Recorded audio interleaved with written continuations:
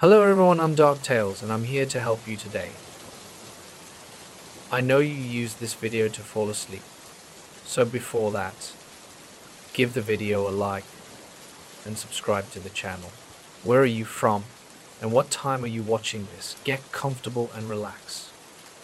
I moved to this place at the beginning of summer. The property is a small farm with a modest house, a worn down barn and a fenced pasture. There's a chicken coop on one side, but it's empty. The grass around the house grows in thick patches. On my first day walking around the property to get familiar with it, I noticed a small clearing behind the barn. I felt uneasy as soon as I saw it. It was just a circle of land where the grass was thin, surrounded by some low shrubs. But every time I passed by that spot, I had the feeling that someone was behind me. I looked over my shoulder more than once, but I never saw anyone. I'm a simple person. I don't jump to conclusions about ghosts or anything like that. Still, I couldn't shake the tension in my stomach whenever I got near that clearing. For a couple of days I tried to ignore it. I focused on setting up my living room, unpacking boxes, arranging my furniture, and checking the plumbing and electrical systems. Everything inside worked fine, even if the place felt old. The floors creaked under my feet and the windows got stuck when I tried to open them. But that clearing kept bothering me. At night, when I fed the 2 goats that came with the property, I would look at that patch of bare earth through the space between the barn and the side fence. The hairs on my arms would stand on end. The air felt heavier near it. On my 3rd night, I decided to take a walk before bed. It was a little after 9 p.m. and I had just finished washing the dishes. I grabbed a flashlight and stepped outside. The temperature dropped at night, so I put on a light jacket. The barn was about 50 feet from the back door. I took my time crossing the yard, listening to the crickets singing. When I reached the barn, my eyes turned to that clearing under the moonlight. It had a faint glow, but it looked strange. I kept my beam on it. I wasn't sure what I expected to see. I walked closer and shone my flashlight on the ground. The dirt looked disturbed, as if someone had dug there before. I knelt down. The soil was looser in one specific spot.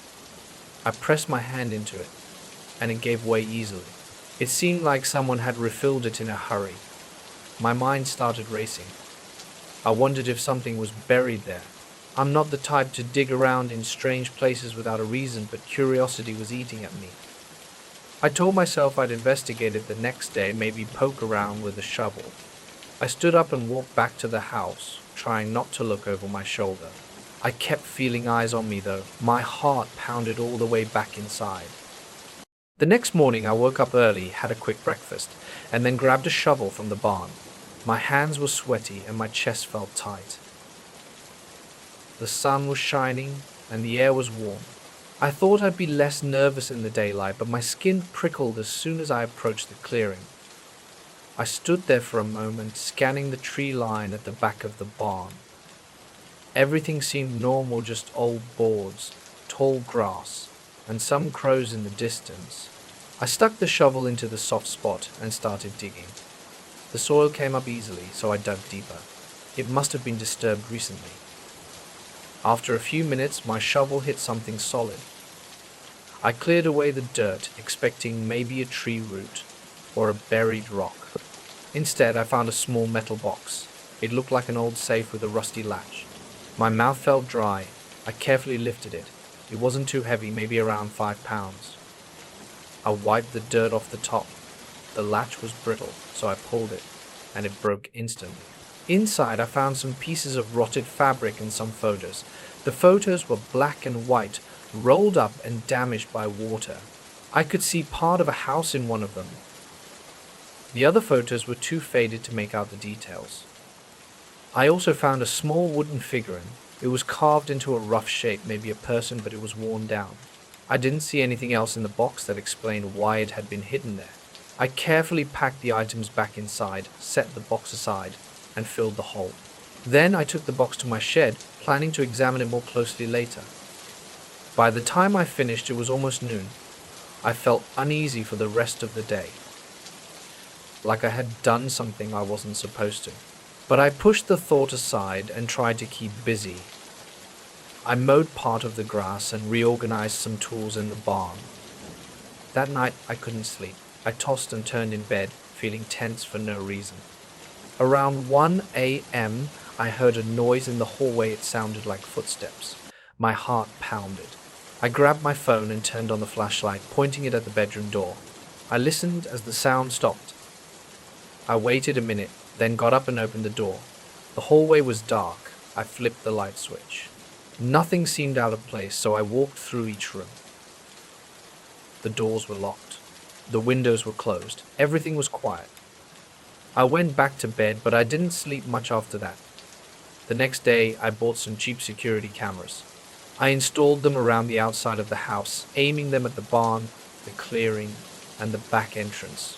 I didn't want to jump to conclusions, but I wanted to see if an animal or an intruder was lurking around. The setup was simple. I connected them to a small recorder in the living room. I tested the system in the afternoon. Everything worked fine, and I got a clear picture from each camera. At dusk, I went to check on the goats. They seemed calm, grazing on the grass. I looked around the barn again, thinking about the box I had found. I realized I had left it in the shed. I went to grab it, but as I reached the shed door, I stopped. It was wide open, though I remembered locking it. My stomach tightened. The box was on the floor. The shed is small, with a workbench, some shelves, and a single light bulb on the ceiling. That bulb was off, which made sense because I had turned it off earlier. But the box looked like it had been moved. I had placed it on a shelf, not on the floor. I crouched down, picked it up, and checked inside. The photos and the figurine were still there, but the rotten cloth was gone. I looked around the shed, hoping to see if it had fallen or something, but I didn't see it anywhere. I put the box back on the shelf, double-checked the shed door latch, and then went back to the house. My pulse was hammering. A chill spread across my shoulders. I tried to act normal, but inside I knew something was wrong. I checked the security camera feed. Strangely, the cameras had lost connection around noon for about 20 minutes. The footage showed nothing except a frozen image. Then it cut to me walking outside at about 12:20 p.m. A lump formed in my throat. Maybe the system had a glitch, or maybe someone knew how to shut it off. I sat at the kitchen table, tapping my foot, trying to figure this out. I decided to check the clearing once more, but it was getting dark. I grabbed a flashlight and went outside. The air felt cold despite it being summer. I cut behind the barn, shining my beam toward the clearing. As I stepped onto that patch of land, I heard a faint creak like old wood bending. I turned around. It sounded like it came from the barn. I pointed my flashlight at the side door. It was shut. I waited, trying to steady my breathing. My heart pounded against my ribs. Then I heard quick, shuffling footsteps in the grass. They came from somewhere to my left, behind the bushes. I swung my flashlight in that direction, but I saw nothing. The sound stopped the second I turned my head. I backed away and went straight into the house. My palms were damp. My face was tense. That night it got worse. Around 2 a.m., a loud bang jolted me awake. A door slamming. It sounded like the back door. I jumped out of bed and ran to the kitchen. The door was still shut, but the security panel was off. The screen was blank. I tried turning on the TV to check the camera feeds, but the box was off. My throat tightened. I pressed the power button on the recorder, but it wouldn't turn on. I grabbed my phone, turned on the flashlight app, and did a quick sweep of the rooms. My breathing came in short bursts as I opened each door. Then I heard soft footsteps on the roof, like someone was walking in the attic. The attic entrance was in the hallway ceiling with a pull-down ladder. I stared at it, trying to decide whether to open it. My stomach churned. My fingers tingled. A wave of heat rushed to my face, and I stepped back, deciding to check outside first. I went out the front door, scanning the yard. The moon was behind the clouds. It was hard to see. I pointed the phone's light toward the corner of the house and then toward the barn. Everything seemed calm. I swallowed hard and went back inside. The footsteps had stopped. The attic was silent. I returned to my bedroom, locked the door, and sat on the edge of my bed. I kept listening for any more sounds. My mouth was dry, and every time my house creaked with the wind, my heart jumped. I finally fell asleep around dawn. In the morning, I checked the attic. The hatch was closed, and there was dust on the ladder, so it hadn't been lowered. There was nothing out of place up there, as far as I could see, just some old boxes, a few spare shingles, and insulation along the sides. I couldn't explain those footsteps or the slamming door. It didn't make sense. Over the next few days, more small things happened. I would hear the distant sound of a door creaking when I was outside. I checked the cameras only to find they had randomly reset. Sometimes I heard footsteps in the hallway at night.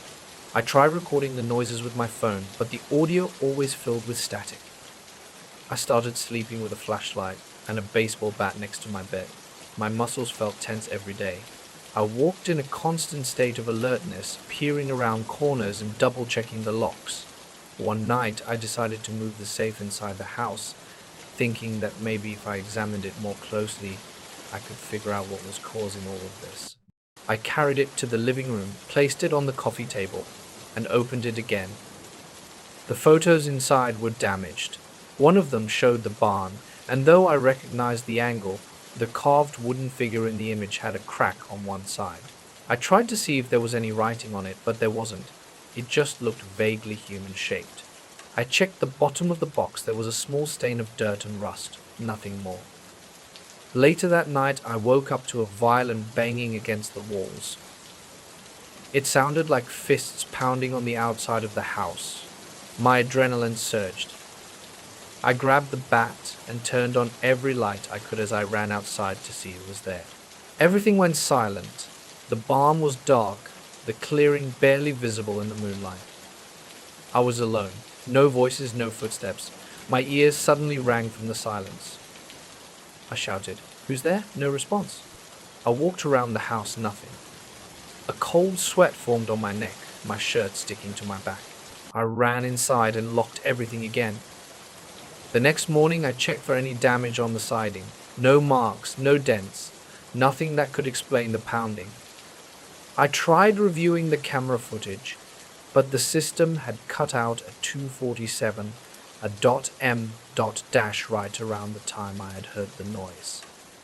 There was just a blank gap in the recording. Then it resumed at 3:10 a.m. The empty timeline gave me chills. I kept living like that for a few more weeks. Every night brought new bangs, creaks, and sudden slamming doors. Every morning I found no signs of forced entry. The cameras would go offline at random intervals. My frustration grew. I felt exhausted during the day, barely able to focus on simple tasks. My back ached from the constant tension in my muscles. Sometimes my hands shook when I tried to drink coffee. I avoided going near that clearing unless it was broad daylight. I even installed extra floodlights facing that patch of dirt. It didn't help. The presence I felt never left. It was always there, lingering at the edges of my senses. One night I decided I had to do something about it. I took the box and all its contents, carried it back to the clearing, and buried it in the same spot where I had found it. I patted the dirt down, feeling an odd sense of relief as I covered the hole. My nerves were on edge and my mouth tasted like metal. That was a great Eerie story, very suspenseful. Do you want any refinements? Or is this exactly what you were looking for? Here's the English translation of your text. I felt like I was doing the only thing that could bring me peace. When I was done, I walked away quickly without looking back. That night I still heard noises, but they felt more distant. The banging didn't happen. The footsteps in the hallway were faint, like an echo. The cameras only shut off once. I still felt uneasy, but there was a slight difference in the air. In the following days, the activity slowed down. The footsteps were heard less frequently. The doors remained mostly silent. I still felt like something was watching me near the clearing, but it felt less intense. I'm still renting this place. I haven't decided whether to stay long term. I avoid the clearing most of the time and don't mess with whatever is buried there. Sometimes at night I still hear a soft creak on the floorboards or a faint tapping at the window. My security cameras still glitch from time to time, but I do my best to ignore it. I lock the doors, leave the lights on, and try to sleep. The feeling of being watched hasn't completely gone away, but it's weaker now. I have no explanation for any of this. All I know is that something out here doesn't want to be disturbed. I learned my lesson. I keep my distance and left it buried. I still remember the day my grandfather handed me that old music box. He told me it had been in our family for decades. At first, I didn't pay much attention to his serious expression. I just accepted the small wooden box and placed it on a shelf in my living room. I had many other things on my mind, and an old trinket didn't seem important. But everything changed the night I heard its melody playing in my apartment with no logical explanation. That single event awakened something inside me, an uncomfortable tension that I still can't shake. I live in a modest 2-bedroom place on the outskirts of the city. It's usually quiet at night. I hear the hum of the refrigerator, the ticking of the clock on the wall, and sometimes the metallic sound of the water pipes. I'm used to those sounds. They're part of my routine. I relax on the couch, watch some shows, and maybe fall asleep after a long day. Later that night, I was lying on my couch, trying to fall asleep in front of the television. The house was dark except for the glow of the screen. My eyes were starting to close when I heard that melody again. My muscles tensed and goosebumps prickled my arms. I sat up abruptly and muted the TV. The melody was clearer than before.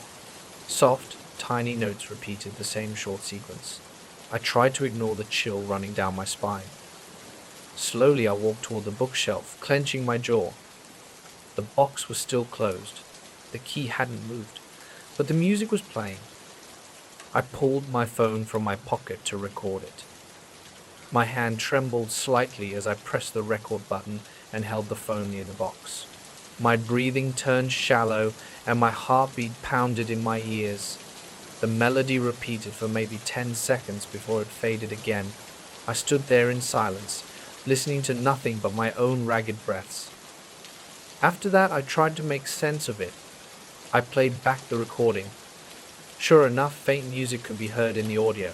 A surge of relief washed over me. At least I wasn't losing my mind. I had proof. But having proof also terrified me, because it meant that something was happening, something I couldn't explain. I paced around the living room, arms crossed, eyes flicking toward the bookshelf. I sent the audio file to Mark in a text, but he didn't reply right away. I spent the rest of the night tossing and turning in bed, half afraid I would hear the melody again in the dark. Over the next few days, I tried different experiments. I shook the box, opened it, inspected every inch of it with a flashlight. I even peeled back the velvet lining, searching for hidden wires or electronic devices. I found nothing. Inside, the wood was chipped in places, and at the bottom, there was a small piece of metal that looked like part of an old gear. There was no power source, no speaker, no reason it should make any sound. During the day, it remained silent, but at night, specifically in the early hours, it would occasionally play on its own. The unpredictability unnerved me. Every small noise in my apartment made me jump. I started leaving all the lights on. I even took the box into my bedroom a few times just to keep an eye on it. That didn't help. In fact, one night around 3 a.m., I was lying in bed, staring at the box on my nightstand. My eyes were heavy, but I was too restless to sleep. Then that familiar melody began to play. A cold shiver ran down my arms, and I sat up so fast that I nearly knocked over the lamp.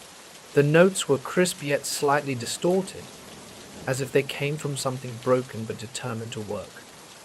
I watched the box, waiting to see if the lid would move. It didn't. The melody simply played. After about 15 seconds, it stopped. I felt disconnected from my usual calm, a hollow sensation in my stomach and a tightness in my chest. My breathing was shallow and my fingertips tingled with adrenaline. I didn't know what the box wanted me to do. The thought of breaking it crossed my mind. In fact, I seriously considered grabbing a hammer from the closet and smashing it right then and there. But something stopped me. Maybe it was a sense of loyalty to my grandfather. Maybe it was just fear. Instead, I decided to leave it on the floor, push it under the bed, and ignore it for the rest of the night. The next morning, I woke up drenched in sweat, my throat dry, my head pounding. I checked under the bed, half expecting the box to be gone, or at least moved. It was right where I had left it. I pulled it out, pressed my ear against it, and heard nothing. I placed it inside a storage container in my closet, then slammed the closet door shut and left it there. I spent most of the day outside, running errands and visiting a local coffee shop just to be around other people. After a few nights of silence, I started to feel better. The tension in my shoulders eased. I slept better. No random melodies woke me up. I began convincing myself that I had solved the problem by isolating the box. But then, one night around midnight, I heard a muffled melody behind the closet door. My eyes snapped open. Every muscle in my body tensed. The closet was only a few steps from my bed. Heat rushed to my face, my stomach twisted, and my heart pounded against my ribs. The melody was slightly muted by the closet door, but I recognized it immediately, that same sequence of notes, over and over again. I jumped out of bed, switched on the ceiling light, and yanked the closet door open. The sound became clearer. I grabbed the storage container and ripped it open. The music pulsed from the box as if it had a life of its own. My breathing was shallow, my hands trembling. I picked up the box, walked to the living room, and set it on the kitchen counter. The melody kept playing steady and mechanical despite the fact that the box's key remained still. My jaw clenched and sweat trickled down my back. I paced around the kitchen, listening to the melody until it finally stopped. My stomach churned. I thought about getting rid of it entirely, maybe tossing it in a dumpster far from home. But something made me hesitate. My grandfather had given me that box. Throwing it away felt wrong. I decided to keep it, but I no longer wanted it in my apartment. I grabbed my phone and called Marcus. It was late, but I knew he stayed up most nights playing video games, so I took a chance. He answered with a tired voice. I told him I needed a favor the next day. I drove to Marcus's house, packed the music box into a small cardboard box, and sealed it with tape. When I handed it to him, he looked confused. I asked if he could keep it in his garage for a while. I didn't explain much, just said that I couldn't have it near me. He shrugged and said he'd stash it in a corner. As I drove away, I felt a mix of relief and unease. Part of me was glad to be rid of the box, but a sliver of anxiety gnawed at my mind. I didn't know if it would somehow follow me or if I'd feel compelled to get it back. For an entire week, I slept peacefully, no strange noises, no music. The tension in my chest eased. I went to work every day, came home, watched TV, and went to bed without any drama. My appetite improved, and I laughed more easily. It felt like I had my life back. But a small part of me wondered if Marcus had heard anything. He never mentioned it, and I didn't bring it up. Then, one night, Marcus called me out of nowhere. I could hear the concern in his voice. He said he was in his garage and swore he had just heard a strange metallic jingling. My stomach dropped. I asked him to check the cardboard box. He told me it was still sealed, but he could hear a faint melody coming from inside. My mouth went dry, and I gripped the phone tighter. He sounded uncomfortable, like he didn't want to open it. I suggested maybe he should just leave it there. He let out a nervous chuckle, but I could tell he didn't find it funny. He agreed. He agreed to keep it sealed for now. Later that night, I sat alone in my living room, staring at the empty space on my shelf where the music box used to be. My leg bounced with nervous energy. I tried not to think about it, but I couldn't help imagining that delicate melody drifting through Marcus's garage, picturing him standing there in the darkness, listening to something that shouldn't be possible. My palms grew sweaty and a dull ache pulsed behind my eyes. I still haven't fully decided what to do. Part of me wants to tell Marcus to bring it back so I can destroy it for good. Another part of me can't bear the thought of breaking something my grandfather passed down to me. It leaves me feeling torn. The melody is stuck in my head most nights. Sometimes I even catch myself humming it without realizing it.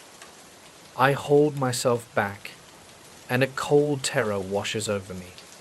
I rub my arms and feel my pulse quicken, even now as I sit here thinking about that night, the night when I first heard the music. My chest tightens. I can almost hear those notes dancing in my mind. I notice my breathing has sped up, and my heart beats a little harder. I wish I had a clear answer. I've read stories about objects clinging to a piece of their past, but I'm not interested in theories or extravagant explanations.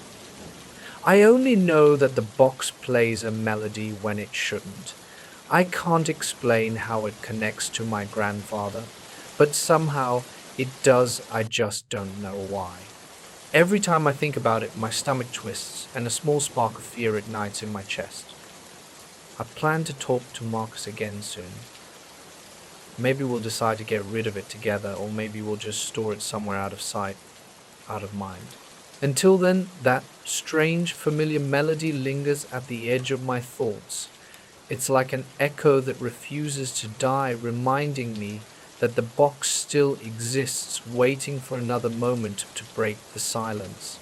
And every time I remember it, I feel a slight tremor in my hands and a shiver crawling up my spine. I walked into that building on my first night and felt an uncomfortable twisting in my stomach. I saw rows of shelves crowded with dusty boxes and broken equipment.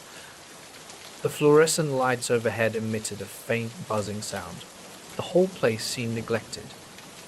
I was hired to do inventory for a company that bought the old Saiwan no one else wanted to deal with. I took night shifts because I needed the money, and the silence seemed like a perk. During my first walkthrough, I noticed random stains on the floor and graffiti scrawled across the walls.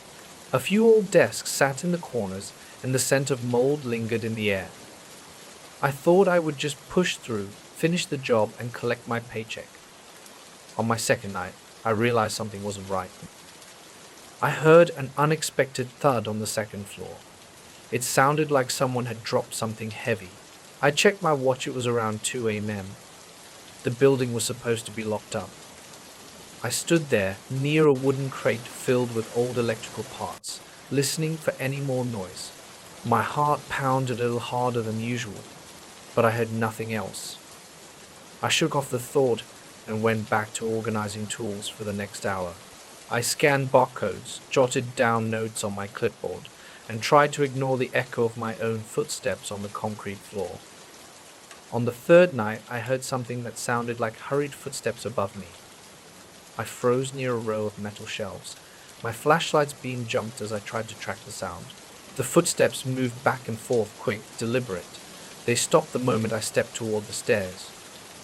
I felt my arms tense, my mouth dry. I thought maybe some kids had snuck in. I turned off my flashlight to listen better, but the footsteps faded away. I climbed the stairs slowly, careful not to make a sound. The hallway. I saw the long corridor with flickering lights overhead. The paint on the walls was peeling. There were old office doors on either side, most of them closed. I didn't see or hear anyone. I tested a few doors, but they were jammed or locked. My breathing sounded too loud in my ears. After a minute or two, I gave up and went back downstairs. I convinced myself it was just the building settling or maybe an animal running around. But it kept happening. Sometimes I'd hear a burst of footsteps on the floor above me, then absolute silence. Other times I'd be working in one of the smallest storage rooms and a piece of equipment would crash to the floor in the main area. The metallic clang echoed, making me jump. I'd rush out to see what had fallen, but I never found anyone. Tools lay on the floor, even though I knew I had placed them on shelves or tables. I started to feel a constant nervous tension. My shoulders stayed tight. My eyes darted toward corners for no reason. I tried to stay focused on my tasks. I turned up the music on my phone, but that only made it worse. It made me jump whenever something happened outside my field of vision. One early morning, around 3 a.m., I was cataloging some dusty circuit boards near a row of metal filing cabinets. Suddenly, I felt a strange pressure in my ears. The air felt heavy. I shut the cabinet drawer, and then I heard my name, a faint whisper right behind me. I spun around and dropped my clipboard onto the concrete floor. No one was there. Then I heard a soft breath, like someone exhaling right against my ear. Michael. My chest went tight. My breath caught in my throat. I grabbed the nearest box cutter and shined my flashlight toward the cabinets. I checked the aisles. Nothing. The tension in my neck was unbearable. I gathered my things and rushed to the break room, a tiny corner with a table, a chair, and a vending machine. I tried to calm down, took a sip of water, then splashed some on my face in the small bathroom next to the break area. My hands were shaking. The mirror showed my pale face, small beads of sweat on my forehead. I remember staring at myself thinking, maybe I was losing it, or maybe the late hours were finally getting to me. I stepped outside for a minute, took several deep breaths, and scanned the parking lot. It was empty. The street beyond the locked gate was deserted. I went back inside, locked the door again, and forced myself to finish that night's inventory. Every sound made me jump. I left as soon as the morning security guard arrived around 6 a.m. The following nights were worse. The footsteps grew louder. They didn't happen every hour, but they happened often enough to keep me on edge. Sometimes they stopped right above me. I would stand there, listening to that clack, clack, clack above my spine. Sometimes my skin tingled. The hallway lights on the second floor flickered so fast that I saw flashes passing through the cracks in the floor. I dreaded the moment I would hear my name again. I started bringing a thermos of coffee and some chocolate bars to keep myself awake. My sense of time felt distorted. I lost track of how long I spent in each section because I was always looking around. One night, a heavy metal tool fell from a top shelf while I was in the main storage area. It crashed so close to me that I felt a rush of air. My ears rang. My heart pounded so hard I had to grip the edge of a table to steady myself. The tool was big, maybe a large wrench or a crowbar. I looked up at the shelf above. Nothing else was near the edge. I knew I hadn't touched that area in at least an hour. I stared at the tool for a long moment, then kicked it aside and walked out of that section.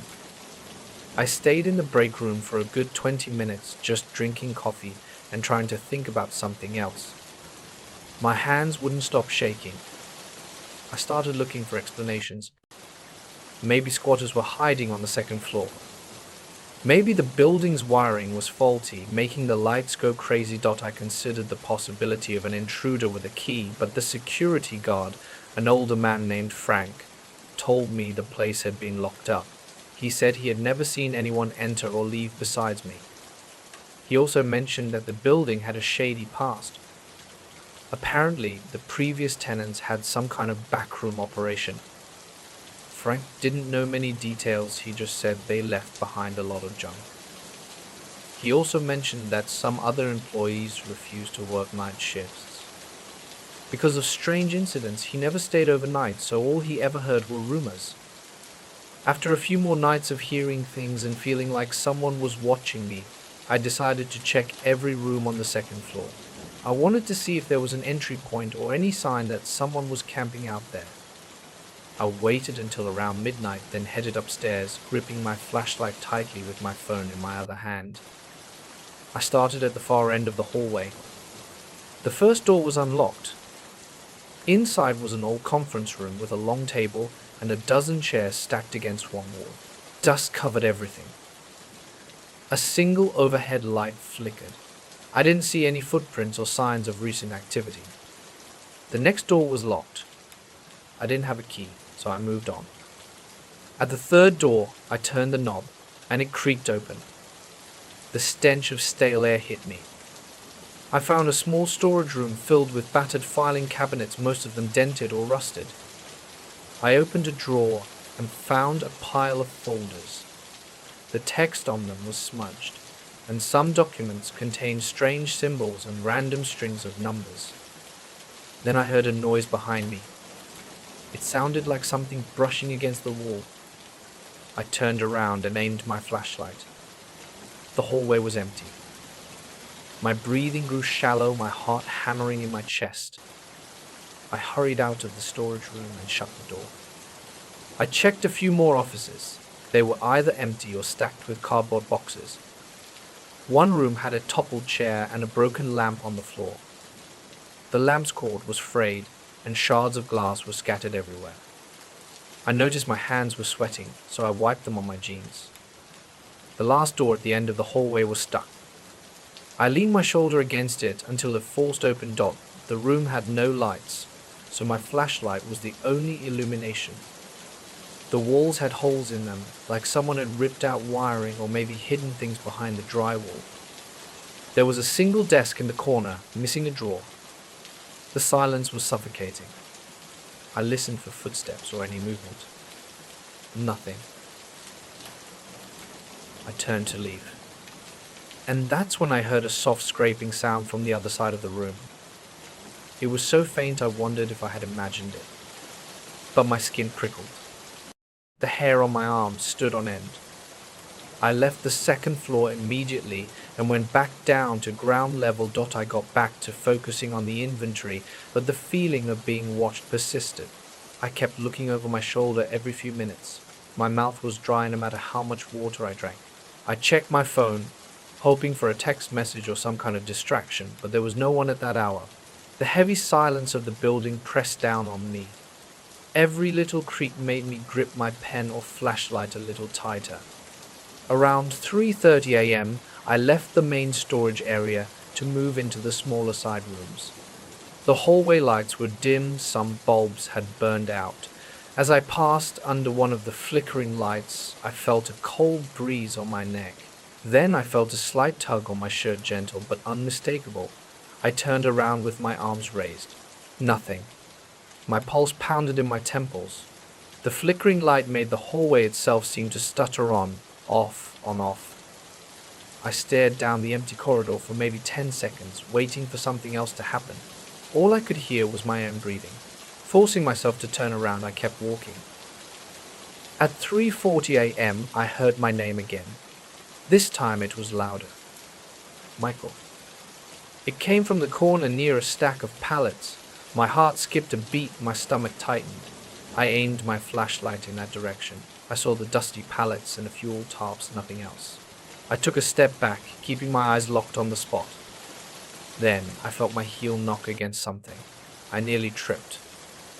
Another piece of equipment had fallen over. I let out a shaky breath. I realized my chest was tight, my face hot. My mind was racing. I wanted to leave, but I still had another hour of work to finish.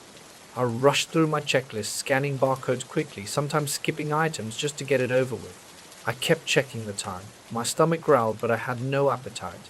My throat was so dry I kept swallowing hard. The presence still lingered around me, though I never saw an actual person. The footsteps upstairs didn't return that night, but random knocks on the wall startled me. I heard a distant metallic noise in the pipes once, but I didn't bother investigating. When the security guard arrived at 6 a.m., I felt a wave of relief. I packed up my things. Frank noticed my anxious expression and asked if I was okay. I just said I was tired. He gave me a strange look, but didn't pry. I rushed to my car, tossed my clipboard onto the passenger seat, and started the engine. My hands were shaking. I could still feel the tension in my shoulders and neck. My veins buzzed with electricity despite my exhaustion. I drove home in silence. I didn't even turn on the radio. The next night I considered quitting, but I needed the money, so I forced myself to go back. The routine continued each night. Something small always happened: footsteps upstairs, a flickering light, an object falling. Sometimes I heard faint whispers that could have been my name or maybe just my imagination. I tried not to panic, but my heart rate was always high. I developed the habit of checking every corner before settling into a new area. I kept my back against the wall whenever I could. Over time, I learned to control my fear by sticking to a strict system. I worked section by section, kept my music at a low volume so I could still hear if something happened, and took short breaks in the break room to calm my nerves. I never found a clear explanation for the sounds or the falling objects. The footsteps continued for a while. They came and went without warning. Sometimes I ran upstairs to catch whoever it was.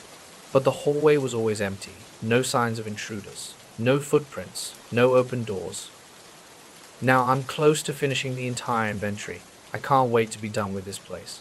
The new building owners plan to remodel. Soon maybe they'll tear down walls and find old hidden rooms or strange objects. I don't know. I don't care. I just want to collect my last paycheck and leave. Working here late at night has been exhausting. I still feel that unease every time I step inside, as if the air is heavier than normal. Sometimes I think about that whisper calling my name. The memory gives me chills. I never saw anyone's face. I never heard a clear voice beyond that faint sound. But it felt personal, like it was meant for me. I can't explain it. All I can say is what happened: footsteps, falling tools, flickering lights, and a whisper. I haven't told many people about this because I don't want them to think I'm just jumping at shadows. I have one more week of night shifts left. I plan to keep my head down, finish the remaining inventory, and ignore every knock and echo. If anything else happens, I'll write it down, but I won't investigate. I'll just leave when my shift is over. I don't need answers. I just need to be done. That's it. Last month I went back to my family's home in rural Mexico. I didn't expect anyone to talk about a strange rag doll, but I heard rumors about it on my first afternoon there. My uncle mentioned it while we drank coffee at a small wooden table outside. He said that the doll had been appearing in backyards, knocking on windows and scaring people. I thought it was a joke or a misunderstanding. I felt uneasy though, as it seemed like everyone I talked to had a story about this thing. Everyone was tense, avoiding going outside at night, locking their windows and doors before sunset. They said the doll sometimes changed shape and tried to scratch people who stayed in the dark. I decided to stay calm and not jump to conclusions. I was there to visit my aunt, uncle, and some cousins. We don't live close to each other the rest of the year, so I tried to make the most of my time with them. They live on a piece of land with a few small houses. There are open fields all around and a big oak tree near the main house. It's an old tree with thick branches, and everyone calls it the Great Oak. They say it's older than the oldest people in town. On my second night there, I slept in the guest room next to the kitchen. There was a small window behind the bed. That night, I woke up around 2 a.m. to the sound of scraping. At first, I thought it was a branch outside. I sat up, trying to adjust my eyes to the darkness. There wasn't much light, the moon was out, but it was weak. The scraping sound continued, slow and steady. I realized it wasn't coming from a branch. It sounded more deliberate, like something moving up and down against the wall outside. I got out of bed, my heart pounding in my chest, my hands tense. I took one slow step, then another. My breath felt trapped in my throat. I tried to think of a logical explanation. Maybe there was an animal outside. Maybe it was just a raccoon or something trying to reach leftover food. My uncle had left some tools out there, but that didn't explain the scraping. I reached the window and pulled the thin curtain to the side. I saw a shape. It was small, about 2 feet tall. It looked like a bundle of fabric. It moved slightly, then stopped. I heard a faint scratching sound. It was right against the window, but I couldn't make out the details. I froze. Then it moved again, and I saw a fabric arm lift up. It tapped the window once. A soft knock, as if someone was gently tapping. I felt a weight in my stomach and stepped back. My breathing quickened. I didn't want to open the window or confront it. I just wanted it to go away. I stood there in the dark for a few minutes, pressing my back against the opposite wall. The scraping continued for another minute, then stopped. The shape disappeared from the window. I waited in silence. I listened for footsteps or any other sound. I heard nothing. When I thought it was safe, I lay back down. I didn't sleep for the rest of the night. My mind kept replaying that dull tapping on the glass. I went outside as soon as the sun came up. I walked along the side of the house. The ground was soft with dirt and slightly damp. I saw strange footprints, maybe from a small shoe or something shaped like a tiny foot. There were pieces of fabric on the ground, torn, dirty, and tattered. I picked one up. It felt rough and smelled musty, like old cloth that had been left outside for too long. My uncle came out to check on me. He looked at the footprints and the piece of fabric. He nodded and said that this was what people had been seeing. He said he had never seen it this close to the house before. His face showed concern. He told me that it usually appeared near fences or behind the barn, not right next to the windows. That day I tried to ignore it. I worked on some chores around the property. I helped my aunt carry groceries from the truck. I helped my uncle fix a broken bench. I tried to focus on normal things, but I still felt tense. The night before had left me on edge. I found myself glancing at the windows every time I passed by them during dinner. I couldn't eat. My appetite vanished every time I remembered the soft tapping. My aunt asked if I was okay. I said yes, but I knew my voice sounded uncertain. That same night, I had a vivid dream. I was standing near the great oak tree. The moon was shining, and I could see the thick branches swaying. Then I heard crying. It was soft, like someone sobbing. I looked around, but I couldn't see anyone. The sound seemed to come from the tree itself, as if it were coming from somewhere near the trunk. I tried to get closer, but I felt the ground sink beneath my feet. The crying grew louder, and I felt a rising sense of panic. I woke up drenched in sweat. My chest felt tight. It was around 3 a.m. The house was silent. I had a dull headache. I couldn't fall back asleep, so I stayed awake, listening for any noise outside. I didn't hear any knocks or scratches that night, but the dream left me unsettled. Over the next few days, I heard more stories. My aunt told me that a neighbor had seen the doll near their backyard. Another person said it had tried to climb through a window during a thunderstorm. No one was hurt, but people said the doll reached out with twisted fingers. Some claimed it had a strange face, like a featureless sewn cloth face. Others said it had dark button-like eyes. The stories varied, but the fear was the same. I tried to stay calm, but I started checking the windows and doors every night. I hated the thought of it creeping around while we slept. By the end of the afternoon, I walked toward the oak tree, wanting to see it up close. The trunk was wide, and the bark was rough. I placed my hand on it, feeling its texture against my palm, and then I heard a sound of faint whisper from above. I looked up and saw a few leaves fluttering down. At first I didn't think much of it, but then I smelled something strange. It was like old, damp, moldy fabric. I looked around the base of the tree and saw a piece of cloth stuck between two roots. It looked similar to the piece I had found near the house, but this one was darker, almost black from the dirt. I crouched down, my pulse quickened, and I felt that same uneasy twist in my stomach. It felt like something had dragged this piece here. I pulled it out. It was damp and cold. I dropped it and stepped back. I walked back to the house, trying to ignore the smell on my hand. I washed up at the sink, scrubbing with soap until the scent was gone. I didn't mention it to my relatives. I was tired of worrying them.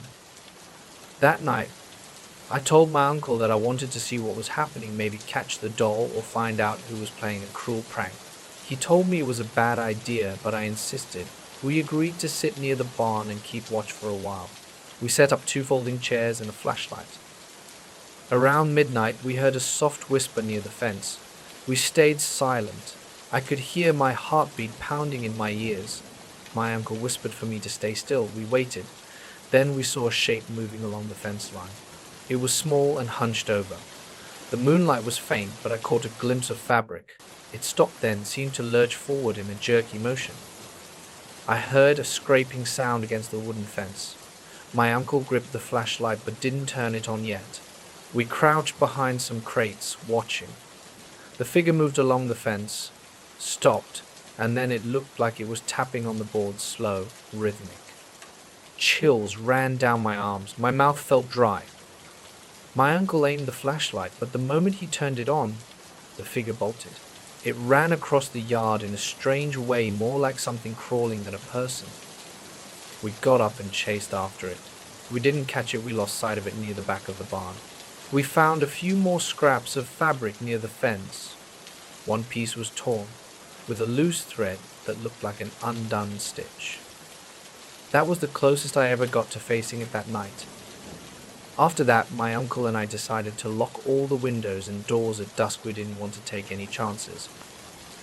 Even so, the dreams kept coming. I couldn't shake the image of that great oak tree from my dreams. The crying felt real sometimes. I would wake up gasping, my chest tight, my palms sweaty. I never told my family about those dreams. I just tried to get through each day. The tension in the house kept growing. Everyone felt nervous. My aunt asked me if I thought it was some kind of spirit or an old legend. I said I didn't know. I only knew that it felt real and threatening. One night I was alone in the main house because my family had gone to visit a neighbor. I decided to walk outside and sit by the large oak for a few minutes, thinking that fresh air might help. I carried a small lantern and a shovel, just in case I needed to scare something away. The night was dark, the moon was hidden behind the clouds. The wind was mild, and I could hear a few crickets. I approached the tree, set the lantern on the ground, and stood there, listening. My skin prickled. I heard a faint sound like breathing or wind passing through the leaves. Then I heard the sobbing again, the same sound from my dreams. It was soft and weak, sending my nerves on edge. I tightened my grip on the shovel and scanned the area. The lantern's light only reached a few feet around me. Then I saw movement behind the tree trunk. I stepped closer, my heart pounding. Sweat formed on my forehead. I tried to stay calm, I just wanted to see what it was. I slowly walked around the trunk, shovel in my right hand. Suddenly, something small jumped at me. I caught a glimpse of dirty fabric. I swung the shovel out of reflex. I missed. The thing scrambled away on all fours. I heard it hiss. I stepped back, almost stumbling over a root. My arms trembled as I tried to steady the lantern with my left hand. The figure stopped a few feet away. It was about 2 feet tall, with loose fabric like skin. It didn't have a clear face. I saw what looked like a torn mouth or stitches. Its arms ended in small points that scraped against the ground. My throat felt tight. I stared at it. It let out a rough sound, like fabric rubbing together. I wanted to back away slowly, but I froze. The thing lunged forward again, aiming for my legs. I jumped to the side and swung the shovel. I struck the ground near it, sending up dirt and rocks. It jerked back, then darted around the side of the tree. I heard the crunch of leaves above me. I looked up, but I couldn't see anything in the branches. The sound of the sobbing faded. My body trembled, my breathing was fast. I stumbled back toward the house, lantern in one hand, shovel in the other. My legs felt like they weighed a ton. I made it inside, slammed the door shut, and slid down against it. My chest heaved. The door felt solid against my back. My muscles ached from the tension. For several minutes I stayed there, listening to the pounding of my heart. There were no knocks, no scratches, but I couldn't shake the feeling that the doll was still out there, lurking near the oak tree. When my uncle and aunt returned, they found me in the kitchen, gripping a glass of water with shaking hands. I told them what happened. They exchanged worried looks. My uncle said we should keep all the lights on around the house at night. He also mentioned talking to some neighbors about setting up patrols for the rest of my stay. I felt trapped in a cycle of fear and exhaustion. I couldn't sleep without hearing that sobbing in my dreams. I couldn't walk outside without checking every shadow. One night, I stayed up with my uncle near the barn again. We never saw the doll, but we heard a distant whisper. It was always just out of reach. We didn't know if it was a trick, a possessed object, or something worse. All we knew was that it made life miserable. Even simple chores felt heavy. I expected it to step out from behind the trees or appear in the windows every time I turned around. On my last night there, I decided to sleep in the living room far from that window in the guest room. I didn't want another close encounter. The couch was firm and I had a clear view of the front door. Around midnight, I heard a soft knock on the window near the door. My chest tightened.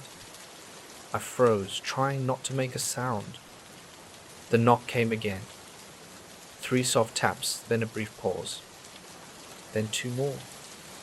A cold wave of sweat ran down my spine. I stayed silent. I looked around for something to use as a weapon. There was a heavy flashlight on the coffee table. I grabbed it and aimed toward the window from where I sat. The knocking stopped. I waited. My heart pounded in my throat. After a moment, I heard slow footsteps on the front porch. They scraped against the wood. I gripped the flashlight tighter. Then the steps faded. I didn't look outside. I didn't want to see it face to face. I left early the next day. I told my family I needed to get back to work. They understood. They said they would handle it somehow. I still don't know what I witnessed. I can only describe what I saw and heard, but I still have those dreams. The sobbing near the oak tree, and the memory of that small, fabric-covered shape that won't leave me. I can still remember the musty smell of those fabric scraps. I don't know if the doll was something supernatural or just a twisted creation from someone in the area. All I know is that I felt real fear. I felt my body react, my mouth went dry, my hands shook, and my chest tightened every time I heard those scratches or knocks. Now I'm back home, but I still get flashes of that furious figure. Sometimes at night I hear faint noises outside my apartment window and I remember. I remember the night I saw the doll by the oak tree. I remember its hunched form moving in an unnatural way. I remember the tension in my muscles. I can't say I know why it's there or where it came from. I only know that the people in that rural area are afraid. They shut their windows before sunset. They flinch at small noises in the dark. They whisper about the doll as if it's just a part of everyday life. And every time I think about visiting again, I feel a dull dread. I can't forget the knocks on the glass, the musty fabric scraps and the crying beneath that tree. I suspect I never will. Do I still remember the exact moment I lifted that loose wooden plank beneath the closet floor? My heart pounded and my breathing felt heavy in my chest. I wasn't expecting to find anything down there. I was just curious, bored, and tired of unpacking. But I saw a stone slab with a name I didn't recognize and a date from decades ago. That discovery changed everything for me in that house. I started seeing shadows in my bedroom at night. I'd wake up with a jolt, convinced someone was standing beside me.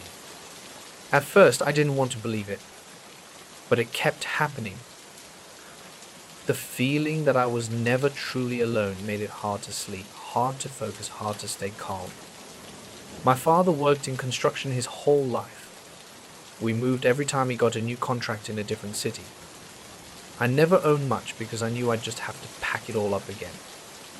I was already an adult, but I stayed with him for a while to help. It was easier than finding my own place and struggling with bills. Besides, I didn't mind traveling. I had gotten used to it. When he found this last job, the place was a small town with old buildings, narrow houses and streets. The new house we rented was a single-story building with creaky floors, a low ceiling, and a strange smell of dust and damp fabric. The landlord mentioned it. It was built in the 1940s. The living room looked simple with worn wooden floors and a lamp that flickered sometimes. There was a hallway leading to 2 bedrooms. One of the bedrooms was mine, the other was my father's. A small kitchen was at the end of the hallway. That kitchen had old tiles and a strange echo. My father said the layout was decent, but I noticed that the walls were peeling and the floorboards creaked in certain spots. He didn't care. All that mattered to him was that the rent was cheap. On the first day, I tried to settle in. I placed my duffel bag on my bed and checked the built-in closet in the corner of the room. The closet was deeper than I expected. The back wall had a couple of nails sticking out, and the bottom had a small gap near the corner. I pressed on one of the wooden boards because it looked uneven, and it made a hollow sound. I ignored it that day because I was busy. I started unpacking some clothes and trying to set up my computer, but later that night I couldn't shake the feeling that something might be hidden there.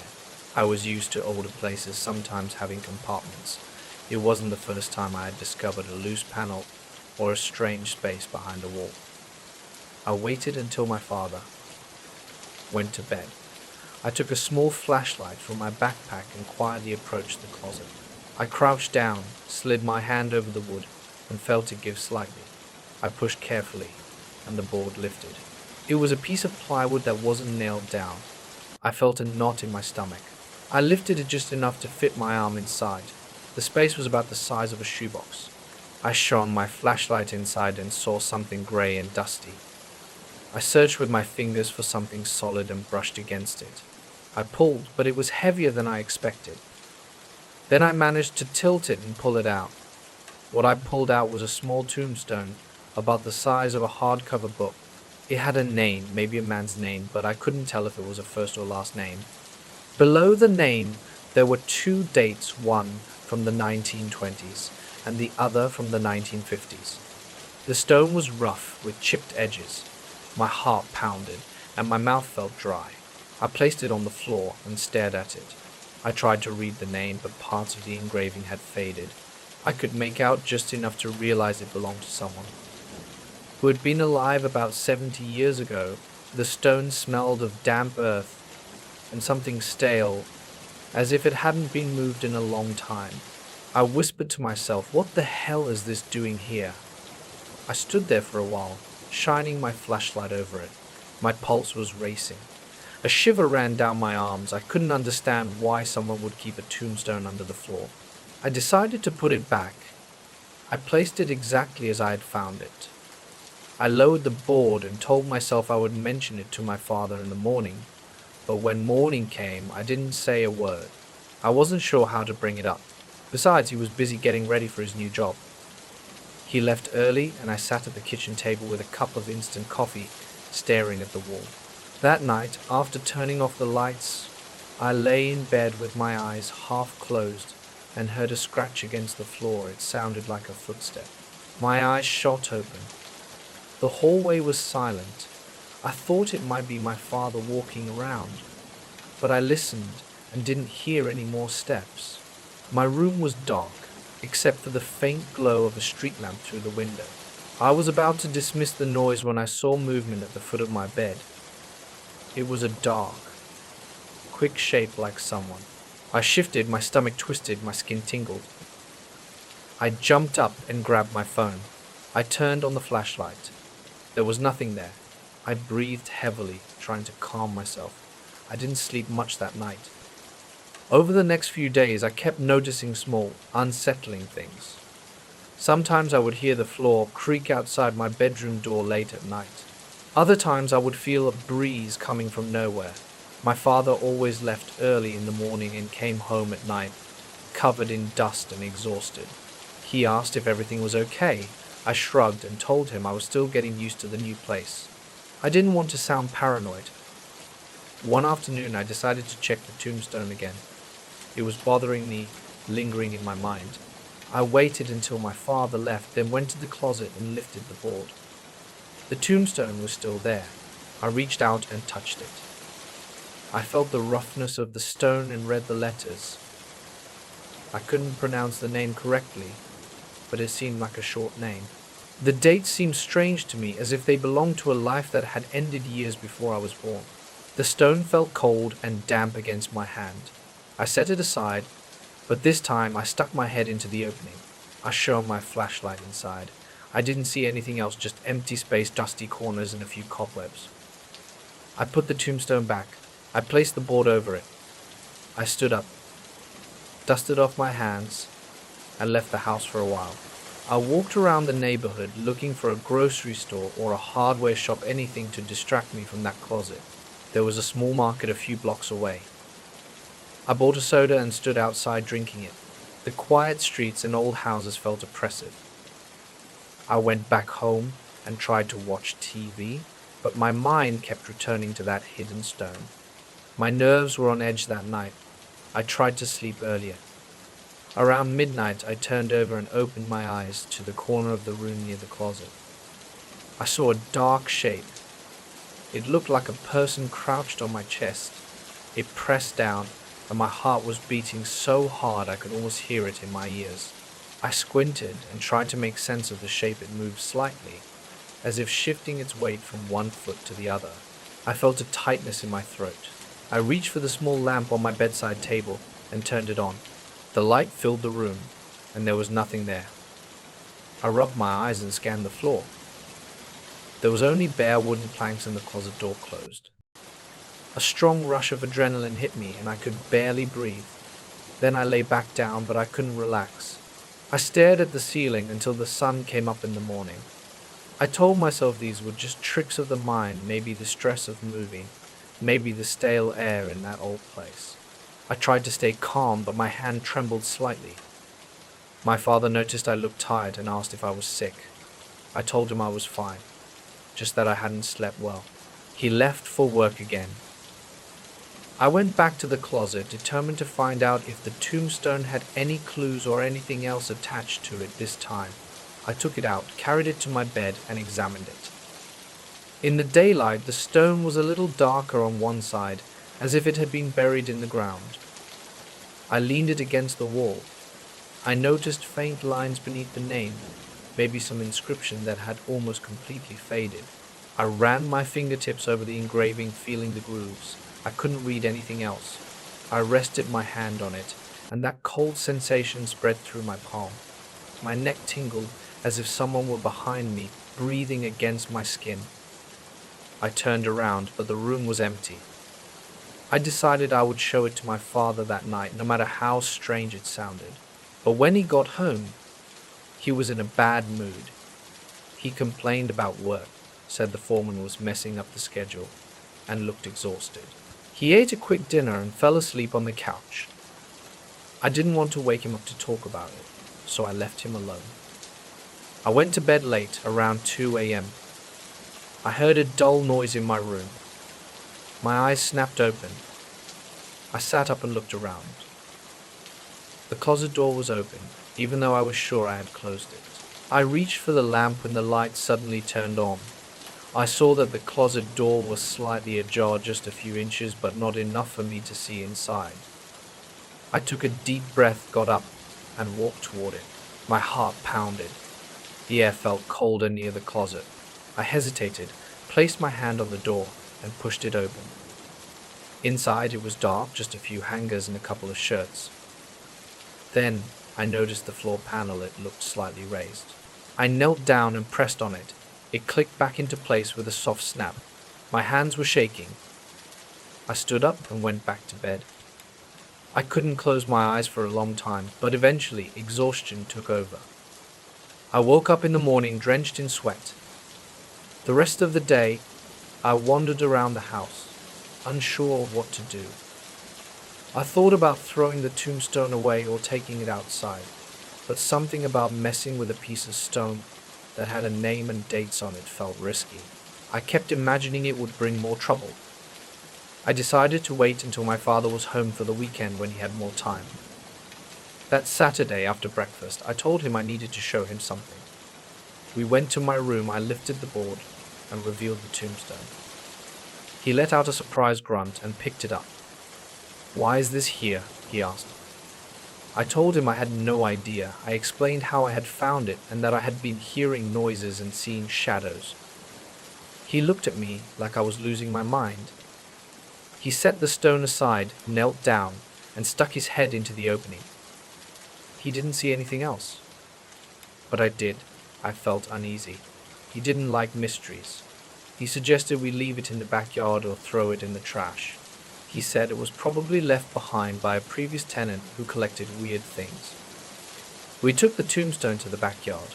The grass was overgrown, and there was an old shed in the corner.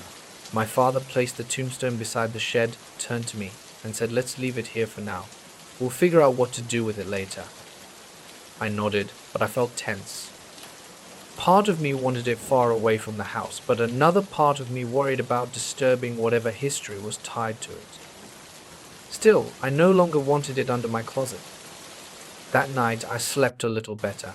I didn't see any shadows, and I didn't hear anything strange. I woke up feeling more rested than I had in days. I thought maybe that was the end of it. But the next night, I was washing dishes in the kitchen when I heard a scraping noise behind me. I turned off the faucet and turned around. The hallway light was on, and I saw a dark shape move from my bedroom to my father's bedroom. It happened in a fraction of a second, like someone had quickly ducked out of sight. My throat went dry. I walked slowly toward the hallway, stepping carefully so the floor wouldn't creak. I pushed my father's bedroom door open. The lights were off, and the room was empty. My father was still at the store, buying groceries, so I knew he wasn't there. The closet doors were closed, the window was shut. I turned on the light. Nothing moved. The air smelled stale, like old socks, but that was normal. I checked behind the bed. Nothing.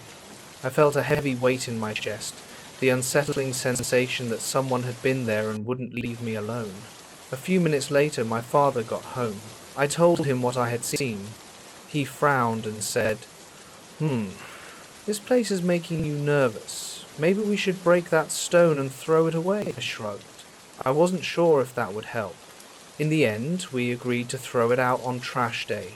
We waited a couple of days. The night before trash day, we went to the backyard to get the tombstone, but it wasn't where we had left it.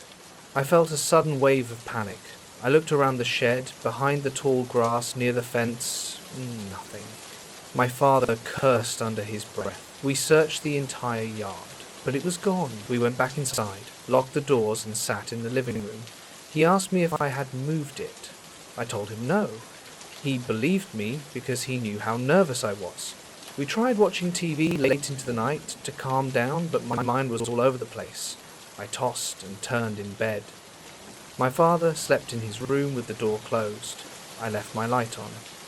Around 2 a.m., my eyelids were heavy, and I was about to fall asleep when I felt a shift in the air. The room grew colder. I lifted my head and looked around. The light was dim, but enough to see the walls and furniture.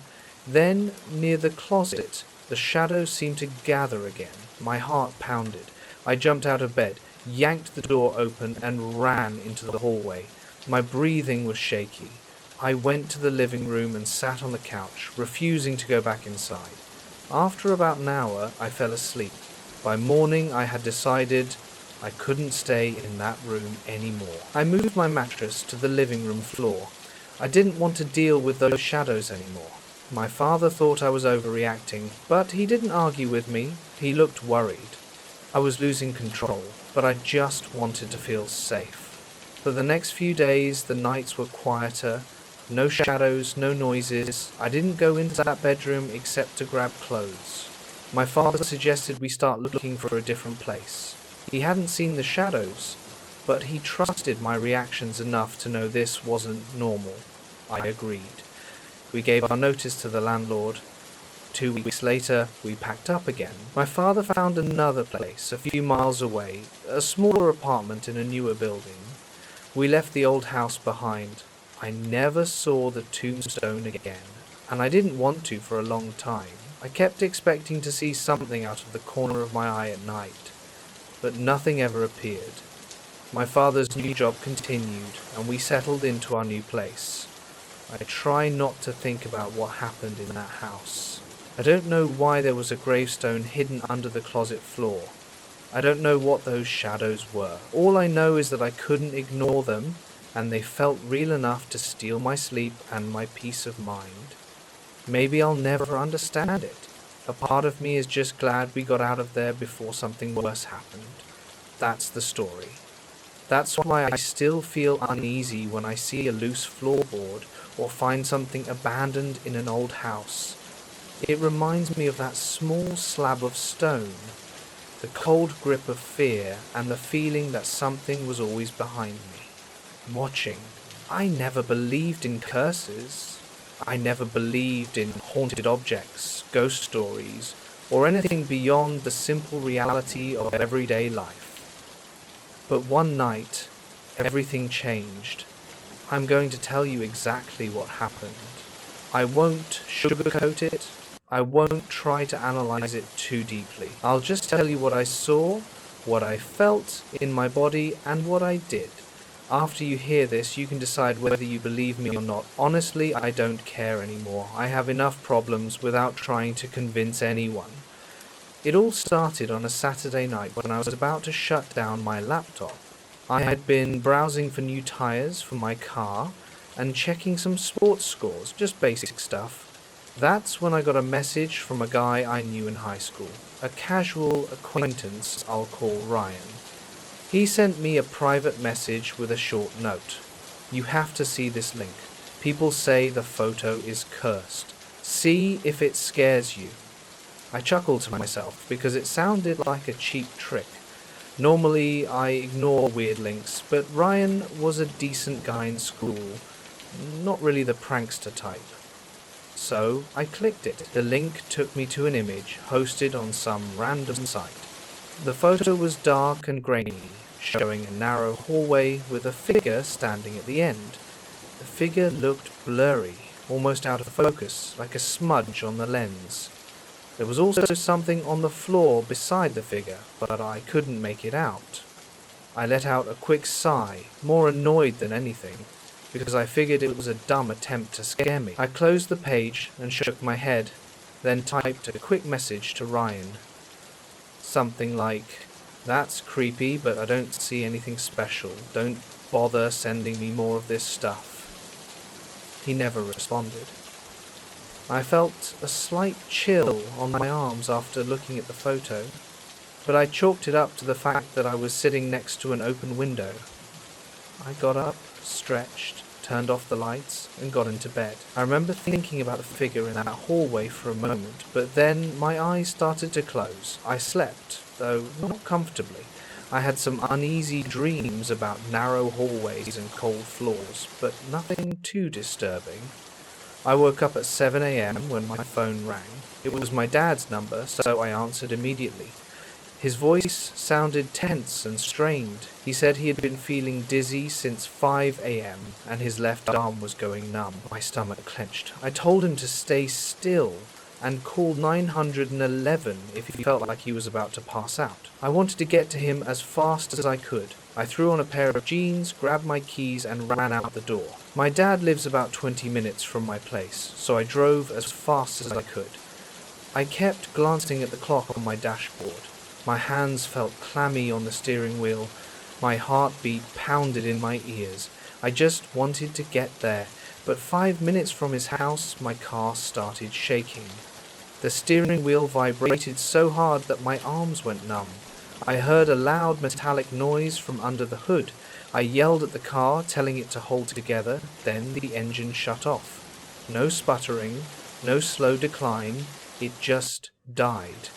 The dashboard lights flickered on and the car came to a dead stop on the side of the road. Stop on, I'm not a mechanic, but I opened the hood anyway. It smelled like something had burned. I couldn't see any flames or smoke, but everything felt hot to the touch. I remember muttering a bunch of curses under my breath. My phone still had a decent charge, so I called my friend Sam, who lived a few miles away. Sam said he'd come pick me up, but it would take him at least 15 minutes. I had no other choice, so I waited. My mind was on my dad the entire time. I was sweating, not from the heat, but from a mix of worry and impatience. I felt my neck tighten and my stomach twist like I had eaten something bad. Every few seconds, I glanced at the road, waiting for Sam's car to appear. It felt like an hour, but I finally saw his beat-up truck rounding the curve. I jumped in and told him to drive faster than usual. Sam is a cautious guy, but he stepped on the gas when he heard what was going on. We got to my dad's house, and I rushed inside. He was on the couch, breathing shallowly and clutching his left arm close to his chest. He insisted he was fine, that he just needed to rest, but I could see the sweat dripping down his face. I helped him stand, and Sam joined me in guiding him to his car, which was parked outside. My dad tried to argue, but I told him not to be stubborn. We drove him to the nearest urgent care center. The nurse at the front desk took one look at him and told us to wait while she found someone. She returned with a wheelchair. They checked his vitals. His blood pressure was through the roof, and he still felt weak. I felt my throat tighten as I watched him. I had never seen him like this before. In my mind, I kept repeating, "Just let him be okay. I can't handle this right now. He has to be okay." He admitted him to an exam room and asked me to wait in the waiting area. Sam stayed with me for an hour. I appreciated that. During that time, the morning's events started to click in my head. The weird photo, then my dad's emergency, then my car breaking down. I told Sam about the image Ryan had sent me, about how it was supposedly cursed. Sam swore, shrugged, and said it was probably just a coincidence. I agreed with him, or at least I wanted to, but I kept rubbing the back of my neck, feeling goosebumps again. A nurse came out and told me my dad was stable. They wanted to monitor him for the rest of the day. She said he was likely dealing with a severe case of vertigo, possibly stressed. Hearing that it wasn't life-threatening made me exhale for the first time in hours. I felt the tension in my shoulders ease, and I remember swallowing, realizing how dry my mouth was. Sam offered to drive me back home, so I was able to figure out what to do with my car. My dad was in good hands for now. We left the center and I called a tow truck for my vehicle. The towing company told me they'd pick it up and take it to the local repair shop. I just needed to meet them there and fill out some paperwork. I told Sam to drop me off at the shop. The shop looked pretty standard, a big metal building with a few cars lined up outside. I thanked Sam and told him he could go. I'd wait for the tow truck on my own outside the shop. I checked my phone. Ryan's last message was still on my screen. I felt a small jolt in my chest when I saw the word cursed. My logical side told me to ignore it, but part of me felt uneasy. My body felt tense, like my skin was a size too small. I turned off my phone and stuffed it into my back pocket. After about half an hour, the tow truck pulled up with my car. The driver hopped out, talked with me for a bit, and said it could be something with the engine belts or the alternator. He wasn't sure, but he promised the mechanics would check it first thing Monday morning. He handed me a clipboard with some forms, and I signed them. The smell of oil and old tires made me feel a little nauseous. Probably because I hadn't eaten all day. When it was all done, I called a rideshare to take me back to my apartment. Once I got home, I felt drained and exhausted. My shirt clung to my skin and my legs felt stiff. I went straight to the shower. Under the hot water, I tried to clear my head. I told myself everything was normal. Cars break down. People get sick. It's all part of life. I still couldn't shake that tingling feeling at the back of my neck. My stomach felt weird, like it was trying to tell me something. I got out of the shower, got dressed, and thought about lying down for a bit. At that moment, my phone started ringing again. It was my co-worker, Dave. He sounded panicked. He said he was at home and felt violently sick. He described waves of nausea and dizziness, similar to what my dad had experienced, but Dave said it hit him suddenly a couple of hours ago. He lived alone and asked if I could take him to the same urgent care center I had just left. Without even thinking, I grabbed my keys. Then realized I didn't have a car. I told Dave about my car breaking down and he sounded miserable, so I suggested calling an ambulance. He said he couldn't afford it and kept begging me to help him. I felt cornered. Sam wasn't answering his phone. There was no one else nearby. I ran to my computer, ordered a taxi, and headed straight to Dave's place. The driver glanced at me but didn't say much when I told him I'd need help getting someone to urgent care. When we arrived at Dave's apartment building, I could already feel something was wrong. He was waiting outside, hunched over on the entry steps. The driver and I helped him up. Dave's face was grey and sweat droplets clung to his forehead. He kept saying he felt like the world was spinning. We got Dave into the car and I held him upright while the driver maneuvered through traffic. Dave didn't say much, just mumbled that his stomach was in knots and his head felt trapped in a vice. I could feel his body trembling beside me. The tension in my own body returned, even worse than before. My heart pounded against my chest. My mouth felt dry again. I wanted to tell him everything would be fine, but I couldn't shake the fear rising inside me. I couldn't help but think, what the hell is going on today? Why is everyone around me getting sick? We arrived at the urgent care center, and I recognized the same nurse from before. She gave me a tired look, as if she remembered me. We helped guide Dave inside, and a different nurse led him to an exam room. I sank into one of the plastic chairs in the waiting room and pressed my palms against my eyes. They felt hot and gritty. A dull throb pulsed at the base of my skull. The nurse came out a while later and said they were running tests on Dave. I asked if there was anything I could do, and she told me to wait, so I sat there, spinning my thoughts around in circles. Everything felt surreal. I told myself it was all just a series of coincidences. People have health problems, cars break down, but in the back of my mind I pictured that hallway in the photo, the blurry figure, that shape on the ground. After about an hour, Dave texted me. They were giving him medication for the nausea and hooking him up to an IV. He said he'd be there for a while. I texted back to ask if he wanted me to stay, but he told me I could go. I went to check on my dad. He told me he was feeling a little better, that the doctors were running more tests, but that he might stay overnight just in case. That eased my mind a bit. At least neither of them was in immediate danger. I called another ride share to take me home. The sun was setting as we drove. The sky outside the car looked simple, just a bit of orange fading into grey. I saw people walking along the sidewalks, cars lined up at traffic lights. Everything looked normal, but I felt anything but normal. There was a knot in my stomach. My head throbbed with every heartbeat. My fingers tapped against my thigh as if they had a mind of their own. When we reached my apartment building, I thanked the driver, stumbled up the stairs to my place, and locked the door behind me the moment I stepped inside. I dropped onto the couch, pulled my phone from my pocket, and stared at it. My face felt hot. My breath was unsteady.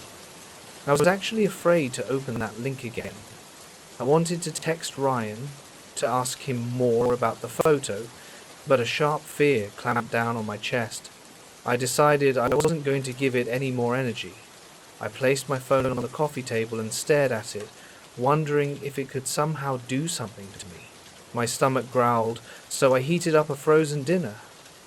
As it cooked in the microwave, I paced around the kitchen, feeling the tiles beneath my feet. My knees felt weak. I kept glancing at my phone, wondering if that image was still in my browser history. I almost wanted to erase everything, but I stopped myself. I was too nervous to make a decision. The microwave beeped and I opened the package. The smell of cheap pasta sauce filled the kitchen. I forced myself to eat, but every bite was hard to swallow. For the rest of the night, I stayed away from my computer. I tried to distract myself with a TV show, but I couldn't focus. I felt my pulse jump in my wrists. Every shadow in my apartment made me uneasy. I kept expecting something to appear in my peripheral vision. At one point, I got up and checked the locks again. Finally, I collapsed onto the couch. My head pounded and my stomach churned slightly, but I wasn't really sick. I was just tense,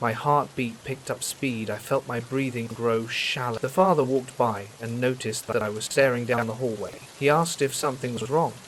I said no and tried to look normal. That night, I was alone in the foyer again. I was supposed to drive the family to a dinner reservation at 8. I heard the father's voice from upstairs telling everyone to hurry. Then, out of the corner of my eye, I caught movement on the second floor landing. For a brief moment, it seemed like someone was standing there looking down. My mind registered it as a small figure, maybe the height of a shorter adult. The figure moved again, slipping into the darkness, and in an instant it was gone. My heartbeat sped up, and I wiped sweat from my temple. The father came down the stairs after that, adjusting his cufflinks. He was alone. I swallowed hard and told myself not to lose it. I followed him to the car and opened the door. My hands felt damp against the steering wheel. I drove them to dinner and returned to the house to wait. The house was dark when I got back. The staff had the night off, so I walked in and found all the lamps turned off. I switched on a small light near the entrance and then went to my room. My head ached and my body felt tired. I tried to rest, but I couldn't stop thinking about that figure on the landing. 2 days later, I decided I'd had enough. The father told me they wanted to renew my contract for another month. The money was tempting, but every time I drove up to the estate, my chest tightened. I thought about the flickering lights, the footsteps, the occasional figure that never seemed to have a face. I remembered how the house stayed dark, and how the staff moved quietly, never commenting on anything strange. I felt sick.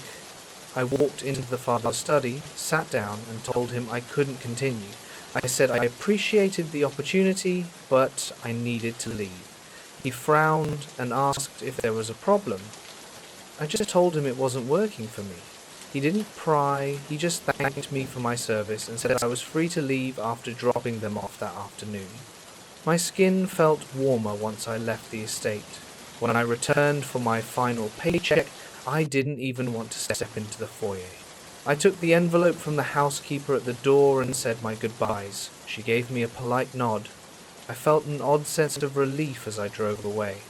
I never spoke to the family again. Sometimes I think about that house by the lake. I remember the cold air in the hallways, the sudden flicker of the lights, and those footsteps that never made sense. I remember the figure at the top of the stairs. I don't know what it was. I just know I couldn't stand staying there any longer. I left and never looked back. I always hated the sound of that elevator.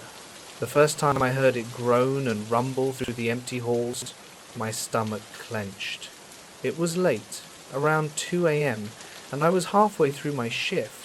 The hospital had been shut down for months except for a small area on the ground floor where we stored emergency supplies.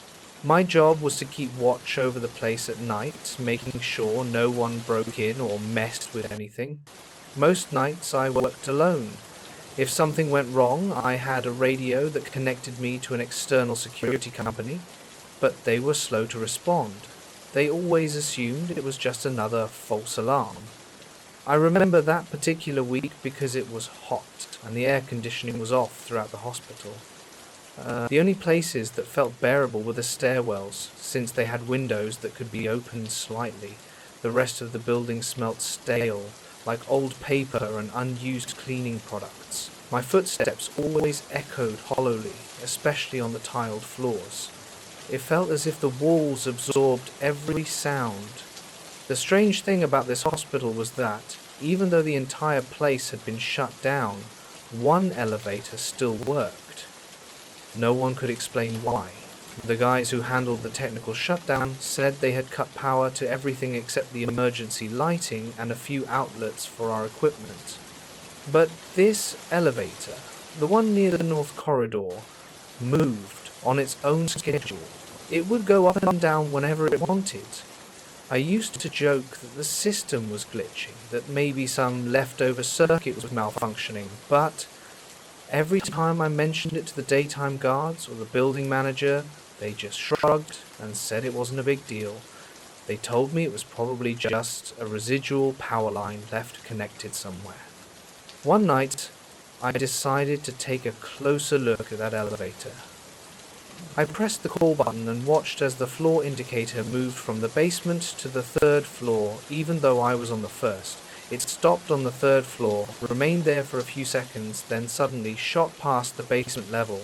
The digital screen flickered and then went blank. I heard a faint noise behind the doors, but they never opened. After maybe 10 seconds, the elevator came back up to the first floor and stopped. The doors opened with a loud hiss, revealing an empty cabin with flickering fluorescent lights inside.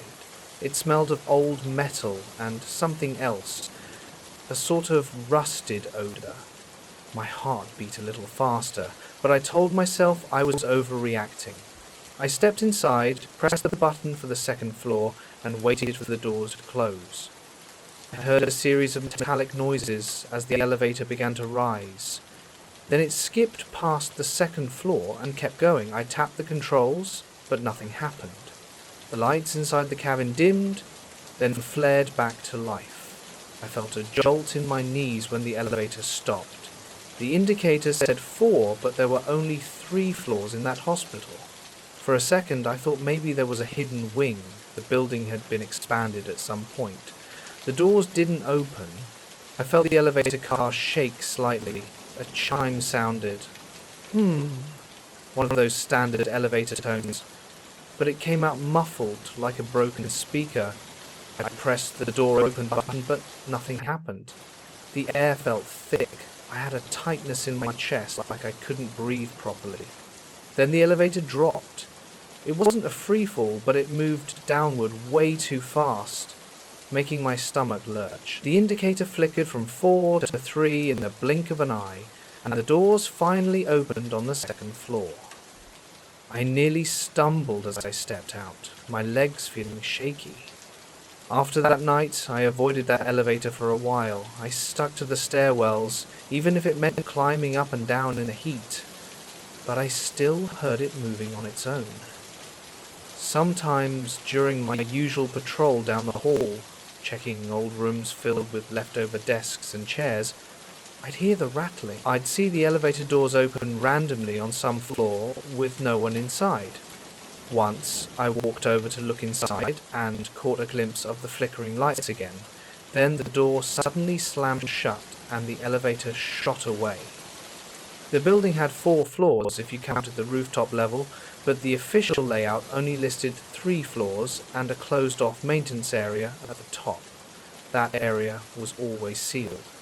The manager told me it was used for storage, but everything had been cleared out years ago. They said no one could get up there without a special key. I never pushed the issue, but it made me curious.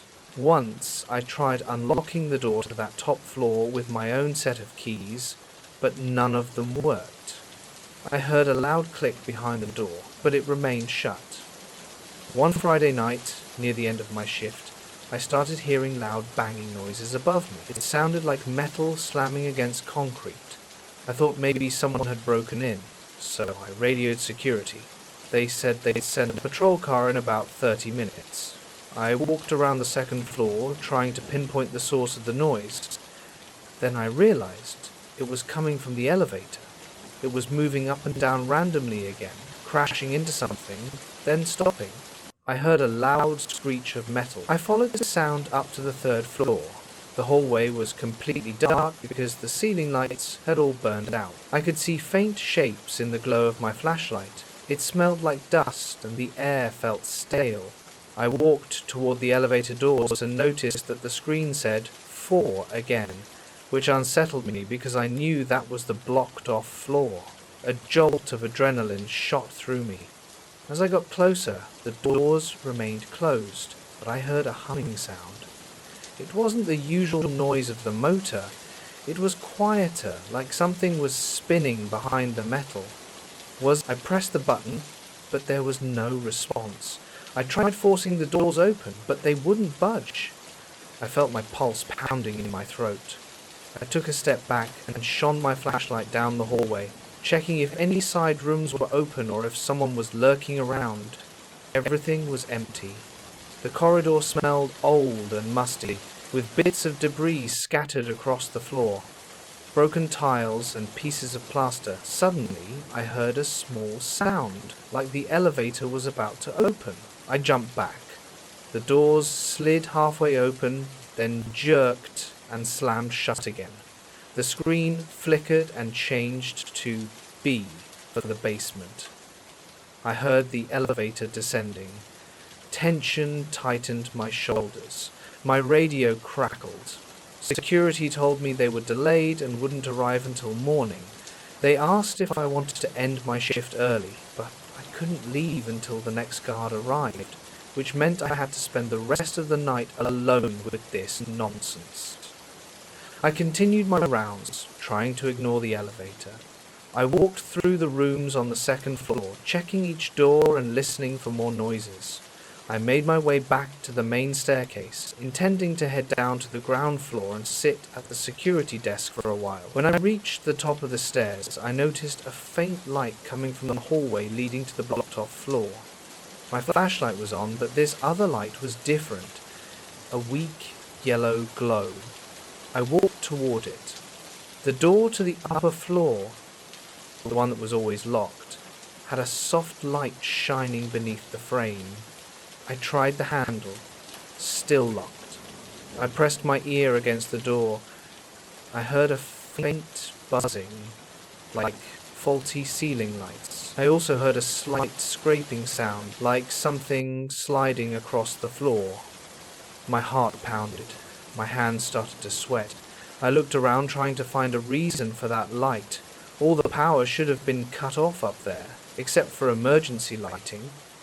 I had double-checked the main fuses earlier that month. There wasn't supposed to be any working lights on that floor. A chill ran down my spine despite the heat in the building. The hallway felt empty. My flashlight reflected off cracked tiles and old signs on the walls. Somewhere far below I heard the elevator rumbling. I decided to try my keys again, even though I knew none of them worked on that door. I tried every single one. The lock didn't turn. I pressed my shoulder against the door, but it was solid and unmoving. I stood there for a minute, just listening. My breathing sounded too loud. My mouth felt dry. Then the metallic sound of the elevator echoed behind me. I turned around and saw the elevator at the far end of the hallway. The screen showed 3, but the doors were open and the cabin was completely dark inside. I felt an urge to look inside again, as if maybe I had missed something before. I walked toward it slowly, shining my flashlight into the cabin. The overhead light flickered again, casting quick-moving shadows along the walls. The control panel was lit up, but none of the floor buttons had been pressed. I stepped inside carefully, making sure the door wouldn't close behind me. I pressed all the buttons to test them. The door close button worked, but then the door suddenly flew open again. The elevator didn't move. At that moment, I heard a faint voice, or maybe just a mechanical hiss. I couldn't tell. It was coming from somewhere above the elevator, like inside the shaft. I looked up at the small hatch above my head. It was closed. My chest tightened again, and a wave of panic washed over me. I started pressing the button for the ground floor over and over again. Nothing happened. Then, without warning, the doors shut and the elevator jerked. The lights inside flickered. My stomach twisted. My ears popped. I saw the indicator jump straight from 3 to 4. The elevator stopped with a dull thud. The doors didn't open. My mind raced. I grabbed the emergency phone. Dead tone. I tried the radio on my belt. Only static. I felt sweat running down my neck. My heart pounded in my temples. I started banging on the door with my flashlight. I shouted that I was trapped in case someone, somewhere, could hear me. I kicked the doors. They didn't budge. The elevator lights flickered in a slow, deliberate pattern. I felt the air growing stagnant. Then something clicked. The doors slid open.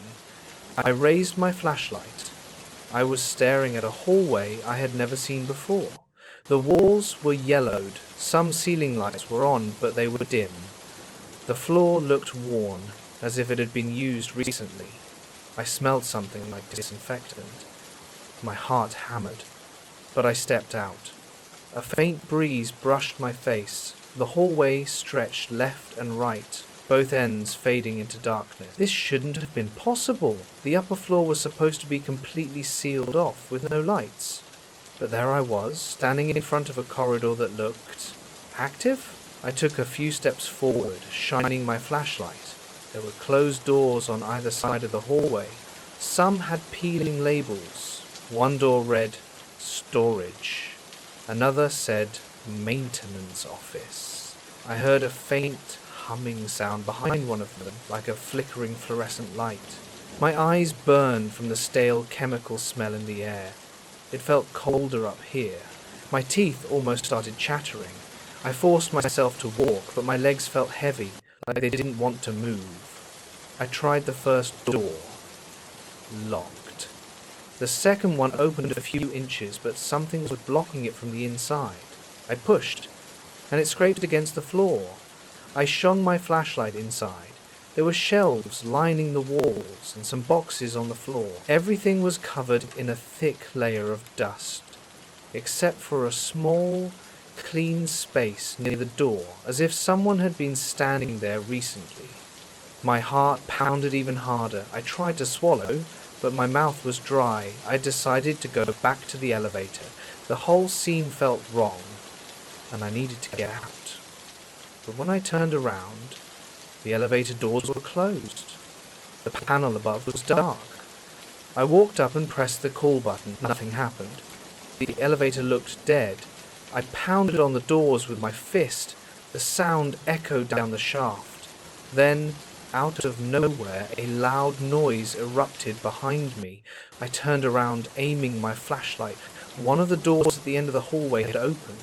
It creaked on rusted hinges. I couldn't see inside, but I saw movement. A shadow crossing the doorway. My breath caught in my throat.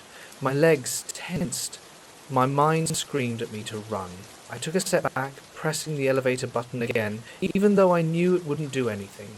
The shadow in the doorway moved again. Then, the door slammed shut. The hallway fell silent. I felt my pulse pounding in my head. My hands were shaking so much that the flashlight beam trembled.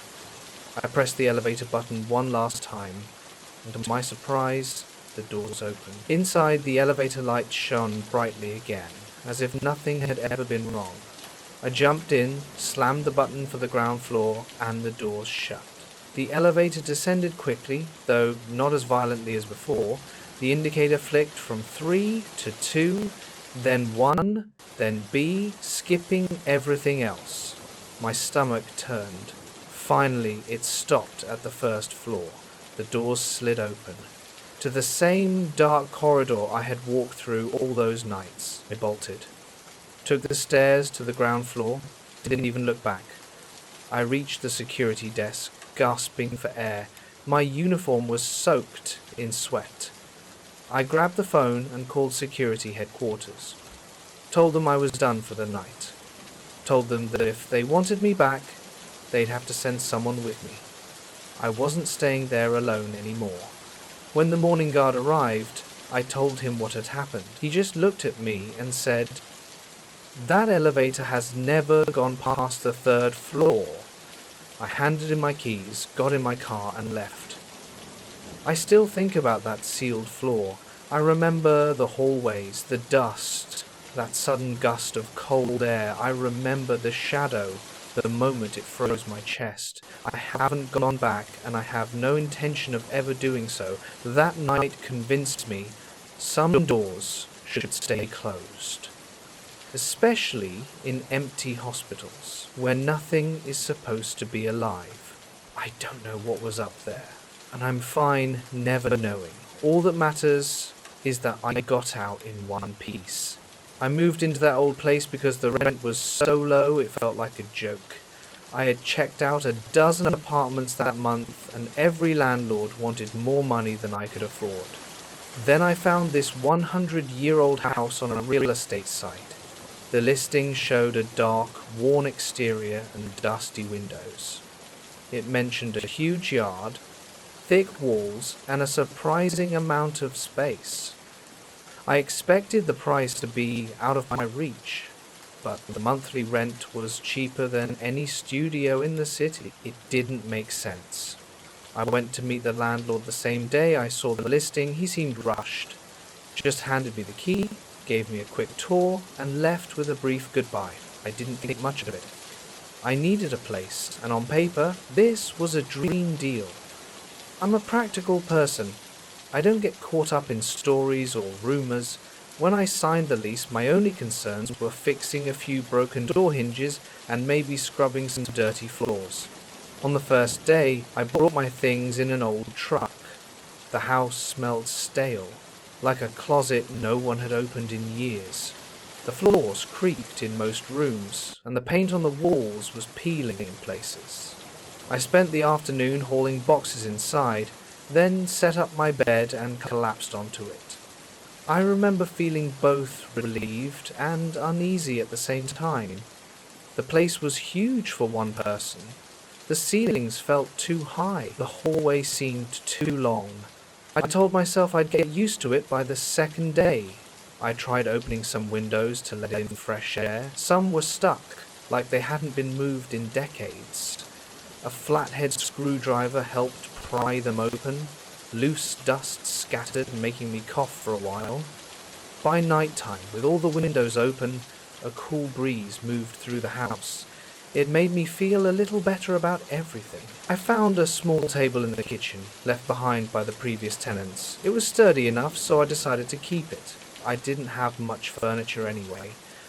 Over the next few days, I started exploring every nook and cranny. The house had 2 floors. Upstairs, there were 3 rooms. One was a sort of small sitting area with a stained armchair. Another was completely empty, except for an old trunk. The trunk was locked. I shook it a little, but the lock wouldn't budge. The third room was a narrow space with a small window overlooking the backyard. It was damp and smelled of mold. I decided not to store anything there. The backyard was bigger than I expected. There were patches of grass, some random stones, and a couple of trees with twisted branches. In one corner, there was a wooden shed. The door was missing and the roof looked like it could collapse at any moment. Inside the shed, there were some rusty tools and an old wheelbarrow. Nothing seemed valuable. I made a mental note to clean it out if I had time. Maybe I could use the shed for extra storage. During the first week, I started noticing strange things at night. The floorboards creaked even when I was standing still. Sometimes while reading in my room, I'd hear a quick tapping sound in the hallway. I'd jump up to check, but there was never anything there. I told myself it was just an old house settling. Pipes and wood can make noises. It was probably normal, but still. Every time I heard a new sound, my chest tightened. The hairs on my arms would stand on end. I'd walk around with my phone light flickering, checking every corner. I never found anything out of place, but I stayed on edge. The man in the living room one night, I was heading to the kitchen for some water. As I passed through the living room, I saw a figure against the far wall. It was a man, or at least, it looked like one. He wore dark pants and a jacket with an odd cut, like something out of an old photograph from the 1920s. He was just standing there, right in front of me. At first I froze. My legs felt heavy, my heart pounded in my chest. I could barely swallow. Then he smiled. I took a step back. I didn't hear him speak. I only saw his face, his eyes. Then I blinked, and he was gone. I stood there, gasping for breath, my hands shaking, sweat forming on my forehead. My mind was racing. Had I been half asleep? Was the dim light playing tricks on me? I walked through the living room, turned on every light, checked every corner. There was no one there. A chill spread through my stomach. The neighbor's story.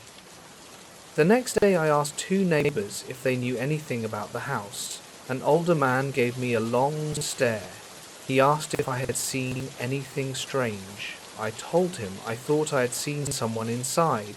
He said I wasn't the first. Apparently, a previous tenant had left in a hurry after claiming to see a person dressed in old-fashioned clothing walking around the neighborhood. The neighbor also mentioned that a man who had lived in the house decades ago had disappeared. He didn't know the details, only that the man's belongings were still inside when the authorities arrived. It was never solved, no official record of where he went, he just vanished. The neighbor shrugged and said the house had a reputation for scaring people away. I forced a laugh, trying to sound casual, but my stomach felt tight. I kept that in the back of my mind as I walked home. I told myself I didn't believe in ghosts or anything supernatural. I tried to stay busy, hung up some pictures, bought some rugs from a discount store, added a bright lamp to the living room. Every time I looked at that corner where I had seen the man, I felt uneasy, like I couldn't breathe. I avoided looking directly at it. Eventually, I just left a small lamp on all the time so it was never dark in that area. The backyard discovery. A week later, I decided to clean up the backyard more thoroughly. The grass was taller than I thought, and the ground felt uneven in places. I borrowed a shovel from a friend. As I was digging near the shed, I hit something solid. I knelt down, brushed away the dirt, and uncovered what looked like small bones. They weren't big enough to belong to a cow or anything large, but they were too big to be from a rodent. I looked closer. My mouth went dry. A strange jolt ran through my chest. The bones had an odd shape. I couldn't tell what kind of animal they belonged to. They had a yellowish-brown color, and some fragments looked broken. I scanned the area for more. I found a few more pieces nearby. My hands trembled as I picked them up. I didn't want to leave them there. It felt wrong. I wrapped the bones in an old cloth and placed them in a shoebox. I wasn't sure what to do next. My mind raced with possible explanations. Maybe an old pet was buried here. Maybe it was something else. The smell of damp earth clung to me. I started to feel a headache coming on. It was late in the afternoon, and I didn't want to look at those bones anymore. I placed the shoebox inside the shed in a drawer and left. That night, I had trouble sleeping. I kept picturing the strange shapes of those bones. Around midnight, I heard noises in the hallway, a soft shuffle like footsteps dragging across the floor. I stayed under the covers. My heart pounded. My mind replayed that moment in the living room. I remembered the figure's smile. A sick feeling settled in my stomach. After a while, I forced myself to get up. I turned on every light. I walked from room to room, checking. My hand felt damp on the doorknobs. My breathing was shallow. I didn't see anyone, but I couldn't relax. The bones. The next day I told another neighbor about the bones. He suggested taking them to a local vet, or maybe the police, to confirm if they belonged to an animal. I decided to handle it calmly. I drove to a small veterinary clinic on the outskirts of town. The vet looked at the bones for a minute. He said he wasn't an expert in old skeletal remains. He guessed they might belong to a small dog or something similar. He seemed uncomfortable, like he didn't want to get involved. He just told me I could bury them in a proper place or contact animal control. I felt uneasy carrying those bones. I found a local pet cemetery that accepted remains for burial. I paid a small fee and they took the box. I told them I didn't know what kind of animal it was, and they assured me they would handle it respectfully. As I left, I felt a slight sense of relief, like I had done the right thing, but my heart was still pounding as I drove home. My mind kept circling back to that figure in the living room. The house feels different after getting rid of the bones. I noticed the house felt quieter. The floor still creaked, but I didn't hear as many strange knocks or scratching sounds. The nights were still uncomfortable, but I slept a little better. Sometimes, I thought about the man who disappeared decades ago.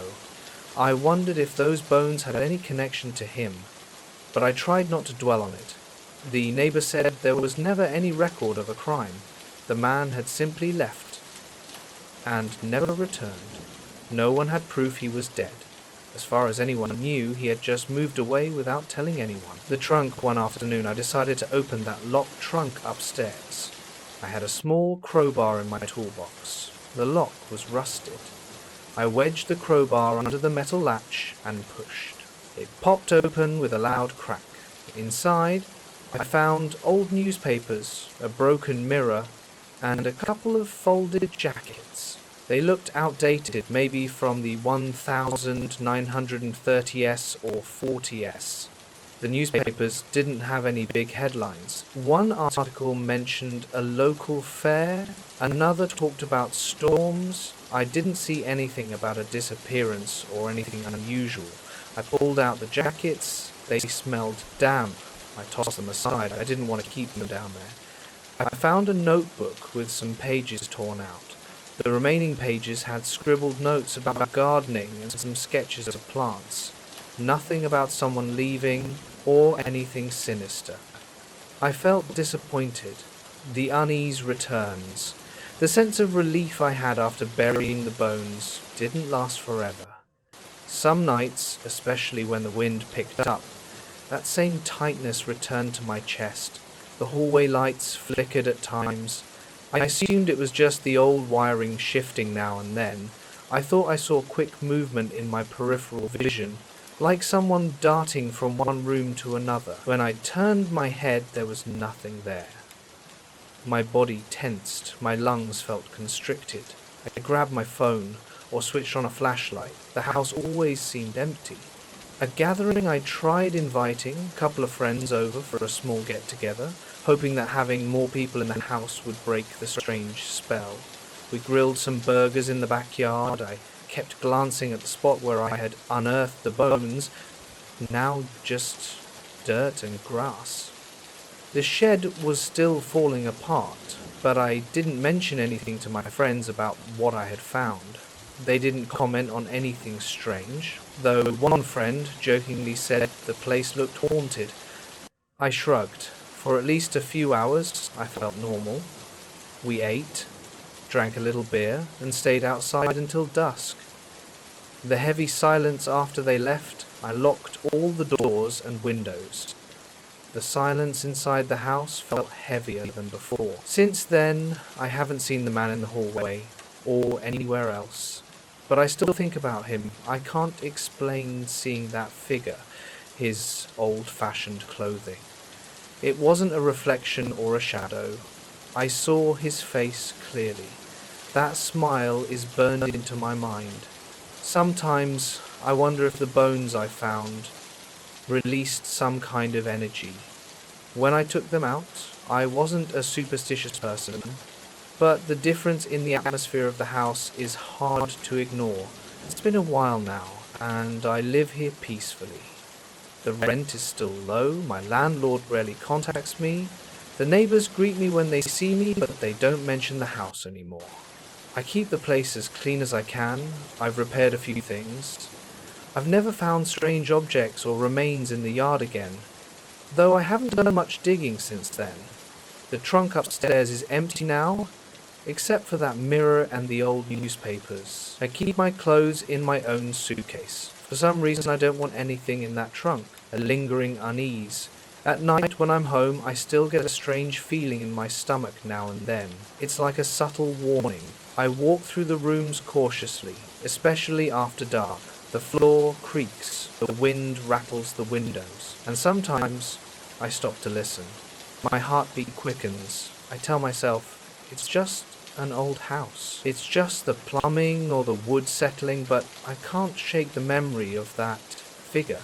His eyes, or the way he stared at me, it's not the kind of thing you forget easily. Staying put, sometimes I think about moving, but the rent is too good. I've settled into a routine. My job is close by and commuting is easy from here. I can afford food, utilities, and still save a little.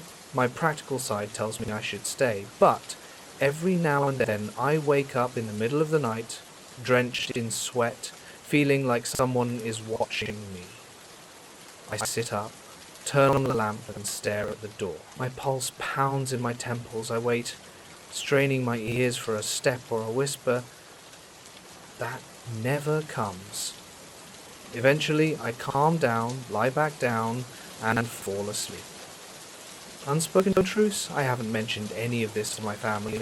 They know I live in an old, cheap house, but they don't ask many questions. I guess most people wouldn't understand. They tell me to leave if I feel uncomfortable, but I'm not in danger. At least I don't think so. It's just an atmosphere, heavy and tense, that flares up from time to time, like the house is holding on to its secrets, and I'm just another temporary occupant. Learning to live with it, I keep my life simple. I work, I buy groceries, I watch TV, I sleep. The house still stands, even if it creaks and shifts like a living thing. I haven't seen that man again, and I haven't found any more hidden objects, but the memory stays vivid. The cheap rent brought me here, and I can't pretend this is just a normal place. I carry that tension in my shoulders and chest, especially at night. But this is my home now, and I've learned to live with the unease. I don't need an ending to this story. I'm still here. I still glance carefully around corners. My nerves still jolt at sudden noises. But the house is quieter. The bones are gone, buried somewhere in that pet cemetery. No one seems to know more about the man who disappeared decades ago. Maybe he's still out there. Maybe he just walked away from this place and never looked back. Whatever happened, it left an echo behind. I felt it. Maybe I still do.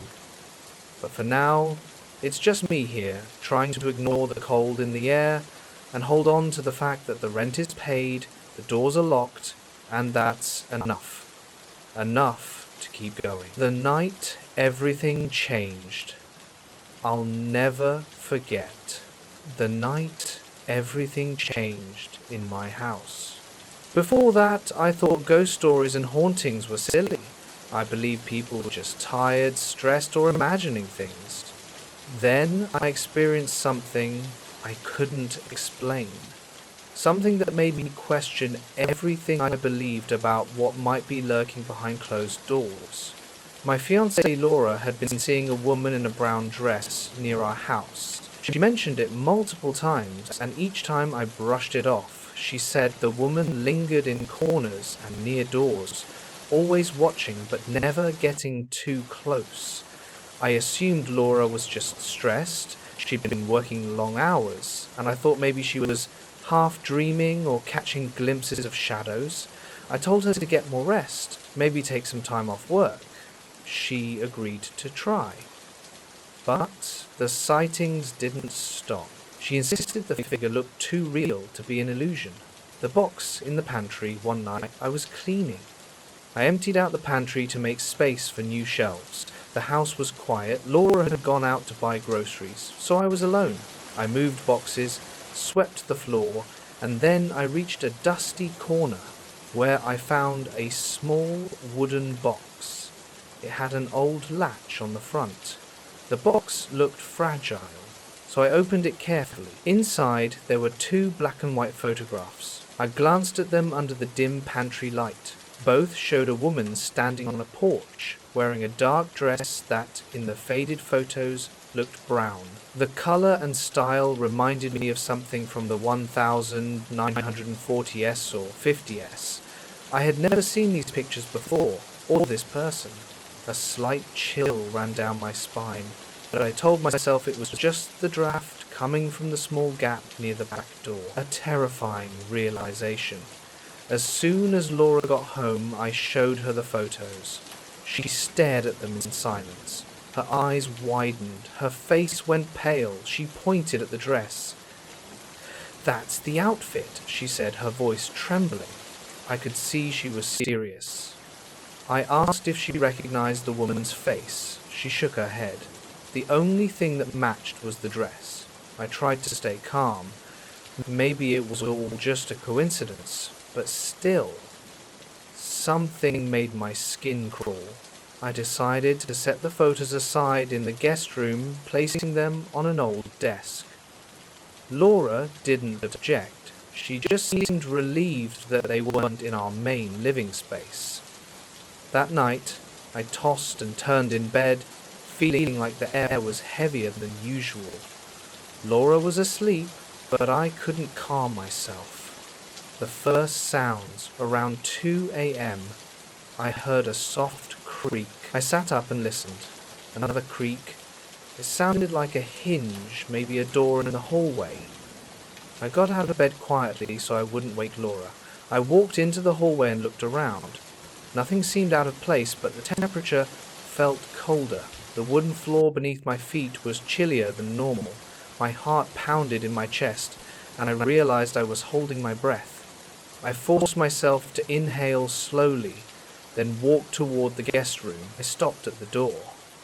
In the silence, I heard a faint click, like a doorknob turning on its own.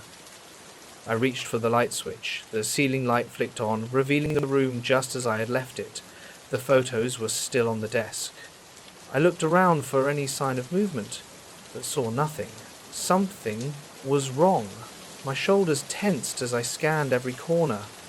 The air smelled stale, like an attic. I waited another minute, then told myself it was my imagination. I turned off the light and headed back to bed. As I walked away, the door behind me creaked again. My muscles stiffened, but I kept moving. I didn't want to show fear in my own house. About an hour later, a loud bang shattered the silence. It sounded like a door slamming shut. Laura jolted awake and grabbed my arm. "Did you hear that?" she asked. I nodded. We both got up. I grabbed a baseball bat from the closet, thinking maybe someone had broken in. We checked every room, one by one. The living room was empty, the kitchen was clear, nothing was missing. Both the front and back doors were still locked. The guest room... Finally we reached the guest room. The door was open. I was certain it had been closed earlier. I stepped inside and turned on the light. The photos were on the floor near the desk, as if they had been thrown. A tightness formed in my chest, and the hairs on my arms stood up. My throat went dry. I swallowed hard and bent down to pick up the photos. The glass in the old frame was cracked. The frame must have been inside the wooden box, and when it fell, it must have broken. But I didn't remember seeing a frame in that box, only the photos. Maybe I had overlooked it. Still, the whole scene unsettled me. Nothing else in the room was out of place, just those photos. I decided to put them in a drawer for the night. I closed it firmly. Laura was trembling slightly. I rubbed her shoulder and tried to sound confident. "We're just tired," I said. "We'll figure this out in the morning." I didn't sleep much the rest of the night. My mind kept replaying those sounds, and the image of the photos on the floor. The missing frame. At dawn, I got up and checked the guest room again. The door was closed. Everything was silent. I opened the drawer. The photos were still there, but the broken frame was gone. My stomach twisted. A wave of panic washed over me. I whispered to myself that I must have moved the frame somewhere else and forgotten, but deep down, I knew that wasn't true. I checked the room. Nothing. I looked in the closet and even behind the desk. The frame was nowhere to be found. When Laura walked in, I told her what had happened. She looked uneasy but stayed calm. She placed a hand on my arm and said, "I think we need to get rid of them." She was talking about the photographs. I hesitated because I still believed there had to be a logical explanation. Maybe the photos belonged to a previous owner of the house. The noises could have been from old wooden floors and a draft. The missing frame might have just gotten stuck behind something. I tried to rationalize it, but I couldn't deny how uneasy I felt. There was a tightness in my chest and a buzzing in my ears that wouldn't go away. I told Laura that at the very least we'd take the photos out of the house for now.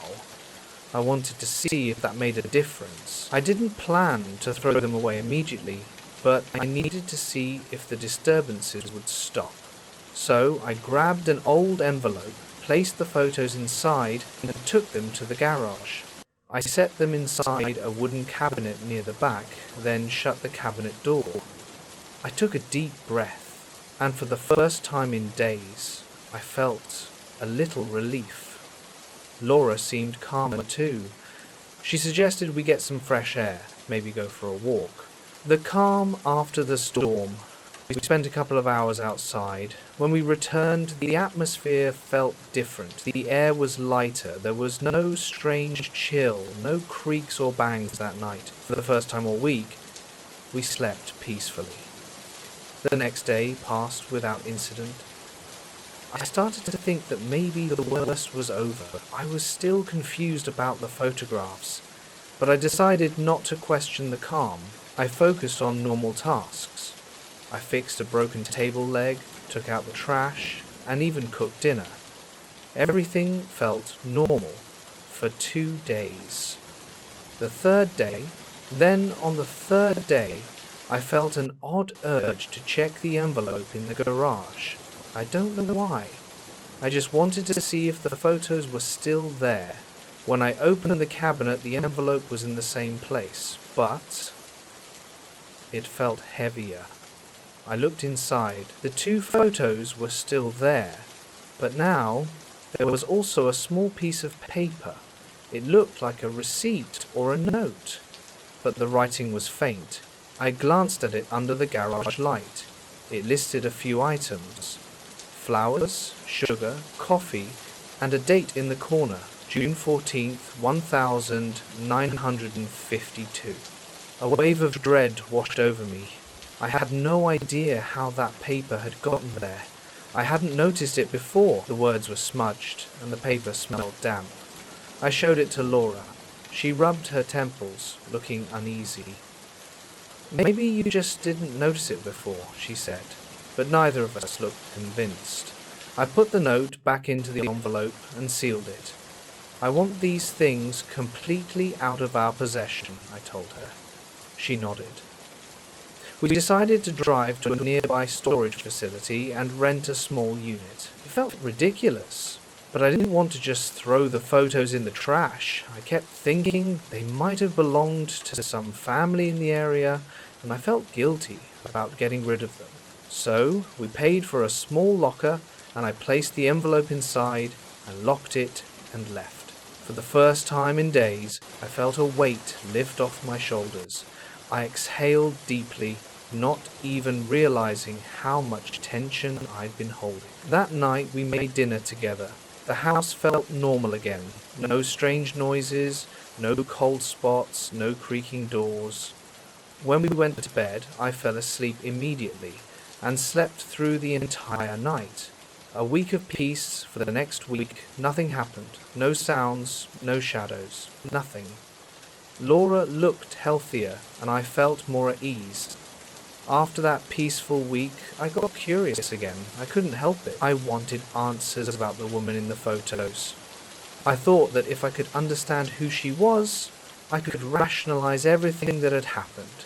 So I took a day off work and visited the local historical society. I had scanned copies of the photos on my phone before we stored them away. The librarian on duty helped me search old records, newspapers, and property documents. We found a mention of a woman with a similar style of dress in a 1950s photograph from a local event. The name listed under a group photo was Marjorie Davis, but the faces were too blurry to confirm if it was the same woman. The librarian suggested checking old newspaper classifieds, personal announcements, obituaries, anything. We searched, but nothing matched exactly. After a few hours, I gave up. I was exhausted, and a creeping sense of unease had settled over me. I didn't want to dig any deeper. It was draining me. Letting it go, when I got home, Laura was in the living room watching TV. She looked up and asked, "Did you find anything?" No, I said. She shrugged. Maybe we should just let it go. I agreed. The photos were locked away. Life had returned to normal. We decided to stop searching for answers. That night we went to bed, feeling content. I wish I could say I completely understood what had happened or why.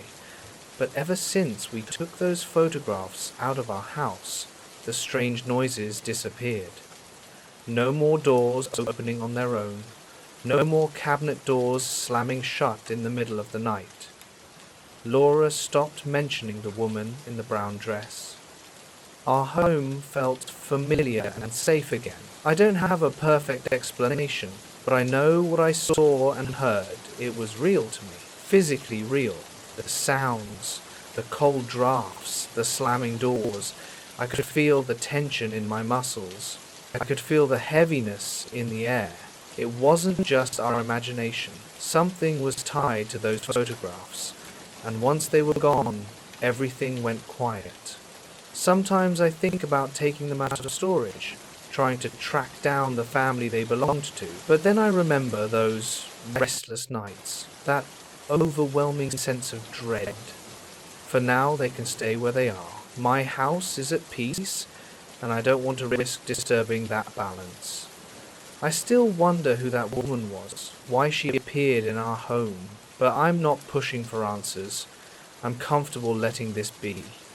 One of those things that remains unsolved. I live my life as usual. I go to work. I come home. I make dinner, watch some TV, and sleep without interruption. Every now and then, though, when I pass by the guest room, I stop. I think about that night when the door slammed shut and the chill ran straight to my bones. Then I remind myself, it's over. I keep walking. I'm grateful that things are back to normal, and I want them to stay that way. I'm not a superstitious person, but I have to tell you about this strange thing that happened to me last fall. It all started with a simple impulse. I saw a strange doll at a flea market and decided to buy it. I can't explain exactly why. It was ugly and worn out, but something about it caught my attention. I remember walking past tables full of random junk, old dishes, dusty vases, rusty tools, and then my eyes locked onto this doll sitting in a cardboard box. Its face was chipped, and it had these glassy eyes that pointed slightly in different directions. I felt uneasy when I looked at it, but I still reached into my pocket and handed the seller $2. It was a strange moment. I shrugged it off, thinking I'd put it on a shelf at home as a conversation piece. I had no idea what I was bringing into my life. When I got home, I placed the doll on top of a small dresser in my guest room. That room was pretty empty except for a rolled-up yoga mat, a single chair, and a few old books. I figured the doll could stay there. I didn't want to look at it all the time, and the guest room was rarely used. For the first few days, I almost forgot about it. I'd pass by the guest room on my way to the bathroom or to grab something from the closet, and sometimes I'd glance at the doll. At first, nothing unusual happened. It was just there, leaning slightly to one side because its base wasn't even. Its paint was chipping in a few places, and it had a faint smell of dust and mildew. I thought about cleaning it, but I never did. Around the third day, I started feeling strange every time I stepped into the guest room. The moment I crossed the threshold, I'd get a slight headache. It wasn't unbearable, just a dull ache in my temples. But it only seemed to happen in that room. I'd walk out into the hallway and the headache would fade. I tried to ignore it, telling myself the air in the room felt heavy, or maybe I just needed to drink more water. But as the days passed, the headaches got worse. They turned into this sharp, pounding pain in my forehead. It only happened in the guest room, and I found myself avoiding going in there unless it was absolutely necessary. I also started feeling a tightness in my chest whenever I stood near the doll. It felt like anxiety for no reason. My heart would race, and my palms would sweat. But the moment I left the room, I felt normal again. One night, as I lay in bed trying to fall asleep, I heard a soft, rhythmic tapping, like a light knock against wood. My bedroom is right next to the guest room, so I assumed maybe a window was loose or a tree branch was tapping against the wall. I got up, put on some sweatpants, and walked into the hallway. The tapping stopped the moment I approached the guest room door. I peeked inside. Everything was in its place. The chair was still, the yoga mat was in the corner, and the doll was on the dresser. I walked over to the window. It was shut tight. There were no branches nearby. I shrugged and went back to bed, feeling a strange tension in my shoulders. My mind drifted to the doll, but I pushed the thought away. I put on some low-volume music and eventually fell asleep. The next morning, I walked into the guest room to open the window. The air felt heavy, thick and stale. The moment I got close to the doll, a sharp jolt of pain shot through my head. It was sudden and piercing, making me stagger. My eyes filled with tears, and I had to steady myself against the dresser. Then I heard a faint scraping noise, like something sliding across wood. I looked around, but nothing seemed to be moving. I tilted my head, trying to pinpoint the source of the sound, but everything went silent. I looked at the doll. Its left arm seemed to be at a slightly different angle than before. I told myself I was imagining things. Maybe I had bumped the dresser. I decided to move the doll into the closet. Maybe I was just scaring myself. When I picked it up, I noticed how cold and rough its surface felt. The paint on its face had a dull sheen, and a thin crack ran along its neck. It gave me chills. I placed it inside a shoebox on the top shelf of the closet, closed the door, and walked out of the room. That night, I felt uneasy again.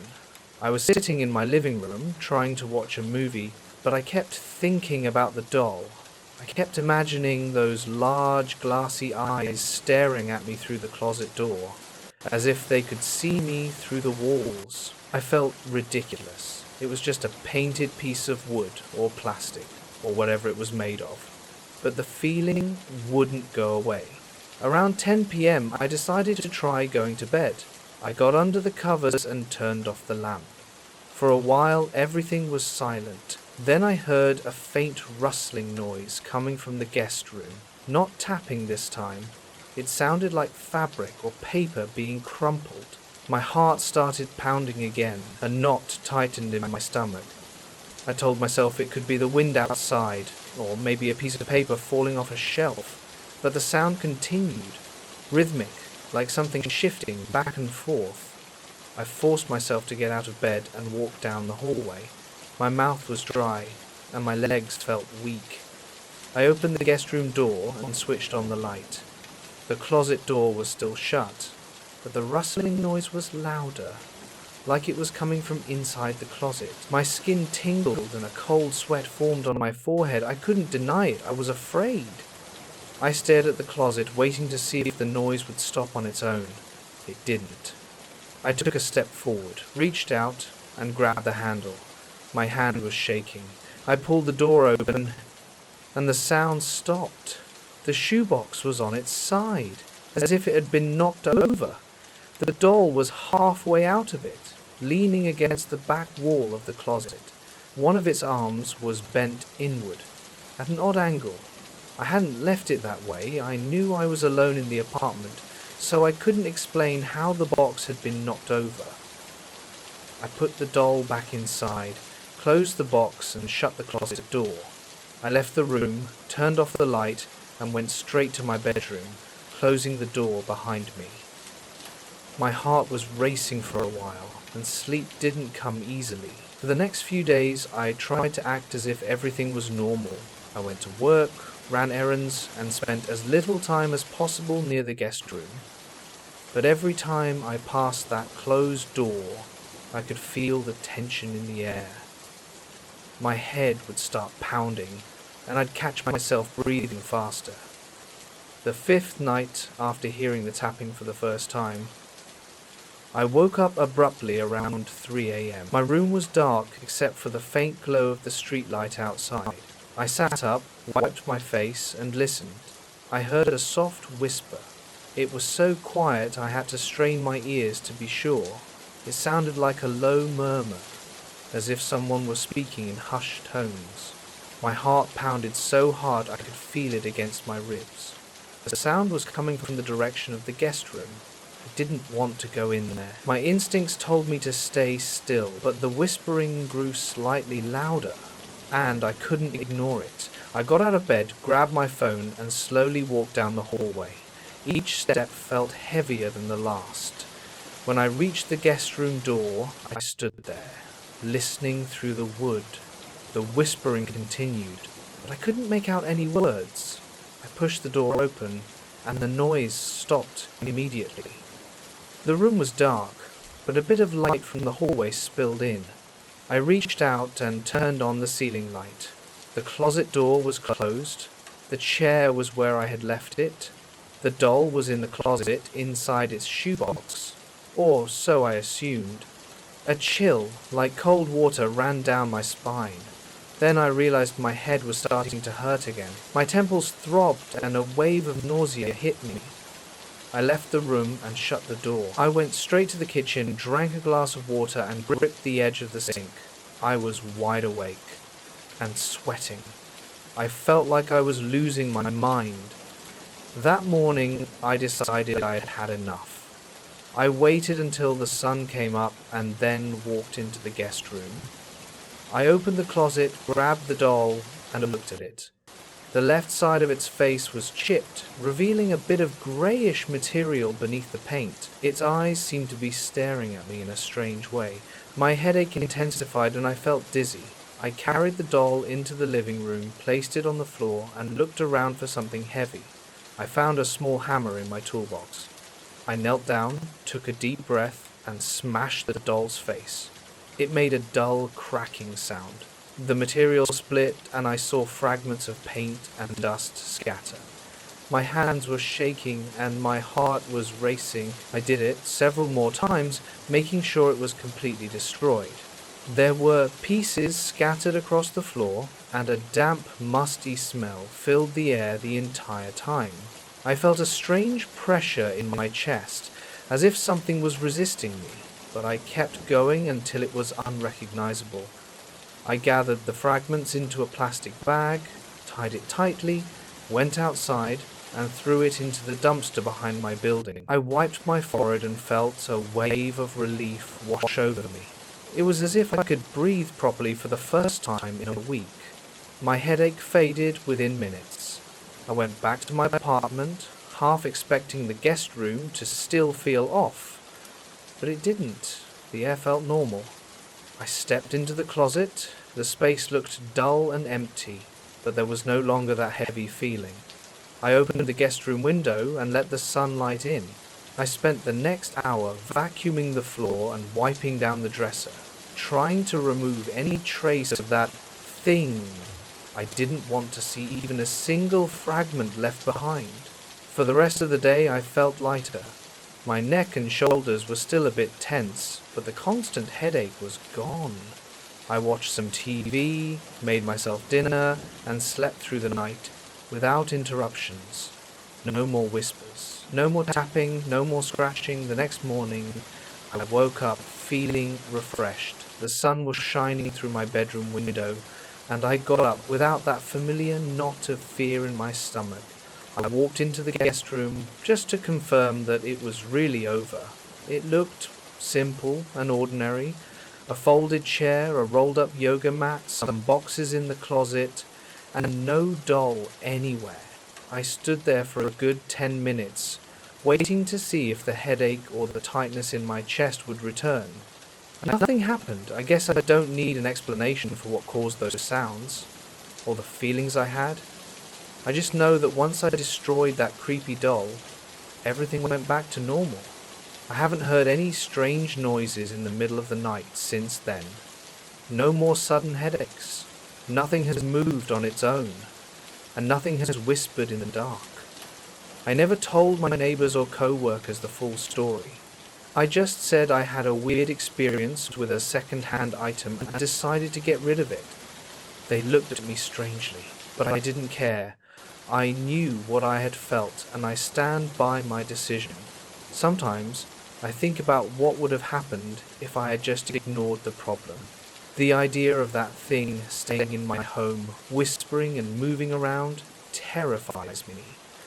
Outside, I'm just happy that it's gone. That's pretty much it. I bought a creepy doll, weird things happened, and everything stopped after I broke it and threw it away. I'm not trying to prove anything to anyone, I'm just sharing what I went through. If I ever see another doll like that, I'm walking the other way as fast as I can. Maybe there was something wrong with the materials, or something about it carried a strange energy. I don't know. All I know is that I had to get rid of it. Now my place feels like mine again. And that's the story. I'll be direct. I never believed in strange coincidences or hidden forces. Until a week ago. That's when I brought home a porcelain ballerina doll that my grandfather left me. My grandfather had been a serious collector of porcelain figurines his entire life. I always thought they were a little creepy, but I never imagined I'd have experiences like the ones I'm about to describe. I'm still not entirely sure what happened, but I know I don't want that doll in my life anymore. My grandfather passed away last year. When his lawyer contacted me to settle some details of the inheritance, I wasn't expecting to receive anything more than a small keepsake. Instead, I was told that he had left me a specific porcelain doll. It was a ballerina with delicate features, her arms raised as if she were mid-pirouette, and a stiff tulle skirt that felt strange to the touch. I remember seeing it in his house when I was younger, but I had never paid much attention to it, so when I got the call, I wasn't exactly excited. Still, I felt obligated to accept it. A part of me thought it might be worth something, especially considering that his entire collection had been appraised at a high value. I drove to the lawyer's office on a Tuesday. The doll was in a padded box wrapped in layers of thick paper. I felt a strange chill when I opened it. Its painted eyes were too realistic, and something about its face unsettled me. I brushed it off as my own nerves. I took the doll home and placed it on a shelf in my living room. I didn't think much of it. That first night was quiet. I went to bed without any issues. The next day, I was working from home. I'm a freelance designer, so I spend a lot of time at my desk, which is only a few feet from the living room. Around noon, I heard a sudden bang in the next room. It sounded like my front door had slammed shut. I got up and walked over, but the door was locked and securely closed. I checked the windows, thinking maybe a draft had blown something over. Nothing was open. I looked around, shrugged it off, and went back to work. That night, my nephew came over to help me troubleshoot some issues with my computer. He's 20 years old, so he's not a kid, but I still call him my nephew. While he was playing around with some software, I went to the kitchen to grab our drinks. That's when I heard him say, "Hey, did you just walk down the hallway?" I called back, "No, I've been here." He walked to the kitchen doorway, looking confused, and said, "I swear I heard footsteps. We both checked the apartment. It's small, and there's nowhere for anyone to hide. We found nothing." He shrugged it off, but he looked uncomfortable. I felt it too. My heart was beating a little faster, like I was bracing myself for something, but again, I didn't want to jump to conclusions. That night, I had my first nightmare. It wasn't anything elaborate. I just remember feeling trapped in a dark, narrow space. I woke up sweating, my chest tight, a tingling sensation at the back of my neck. I got up to get some water and saw the doll on the shelf. The street light from outside illuminated half of its face, and for a moment, it almost looked like it was staring right at me. I felt a knot in my stomach. I told myself it was stupid, just an overactive imagination. Still, I couldn't shake the feeling. On Thursday, I had to go run some errands. When I came back, my apartment felt stifling. I went to open a window, and just as I reached for the latch, I heard another door slam.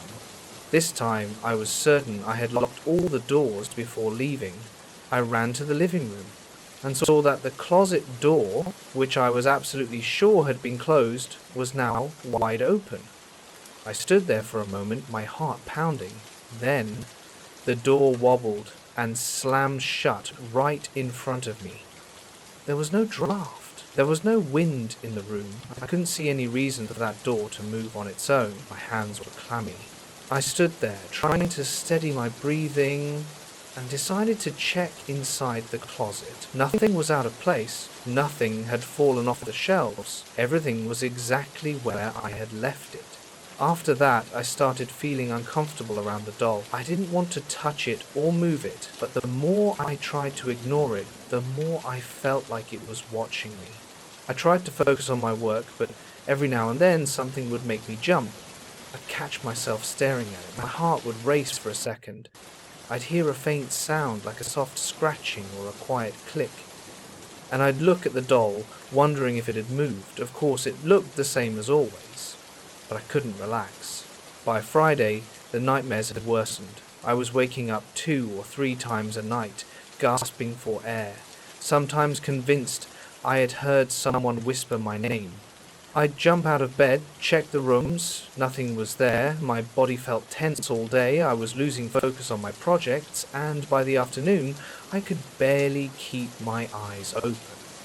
Every time I drifted off, I'd wake up startled, thinking I had heard a door slam, or the faint sound of porcelain hitting a hard surface. That night I invited a friend over. At first, I didn't mention the doll. I just said I'd been feeling trapped in my place. We sat in the living room talking about normal things, work, weekend plans, that kind of stuff. But then, mid-sentence, the hallway door slammed shut. My friend froze. We looked at each other. Another slam. I tried to play it off, saying it was probably just a loose hinge, but I knew that wasn't it. My friend gave me a concerned look and said we should check it out. So, we both went to the hallway, turned on the lights, and looked at the door. The hinges looked fine. There were no open windows, no vents. My friend shifted uncomfortably, glanced over my shoulder at the living room, and asked, "Is that doll new?" I told them the story about my grandfather.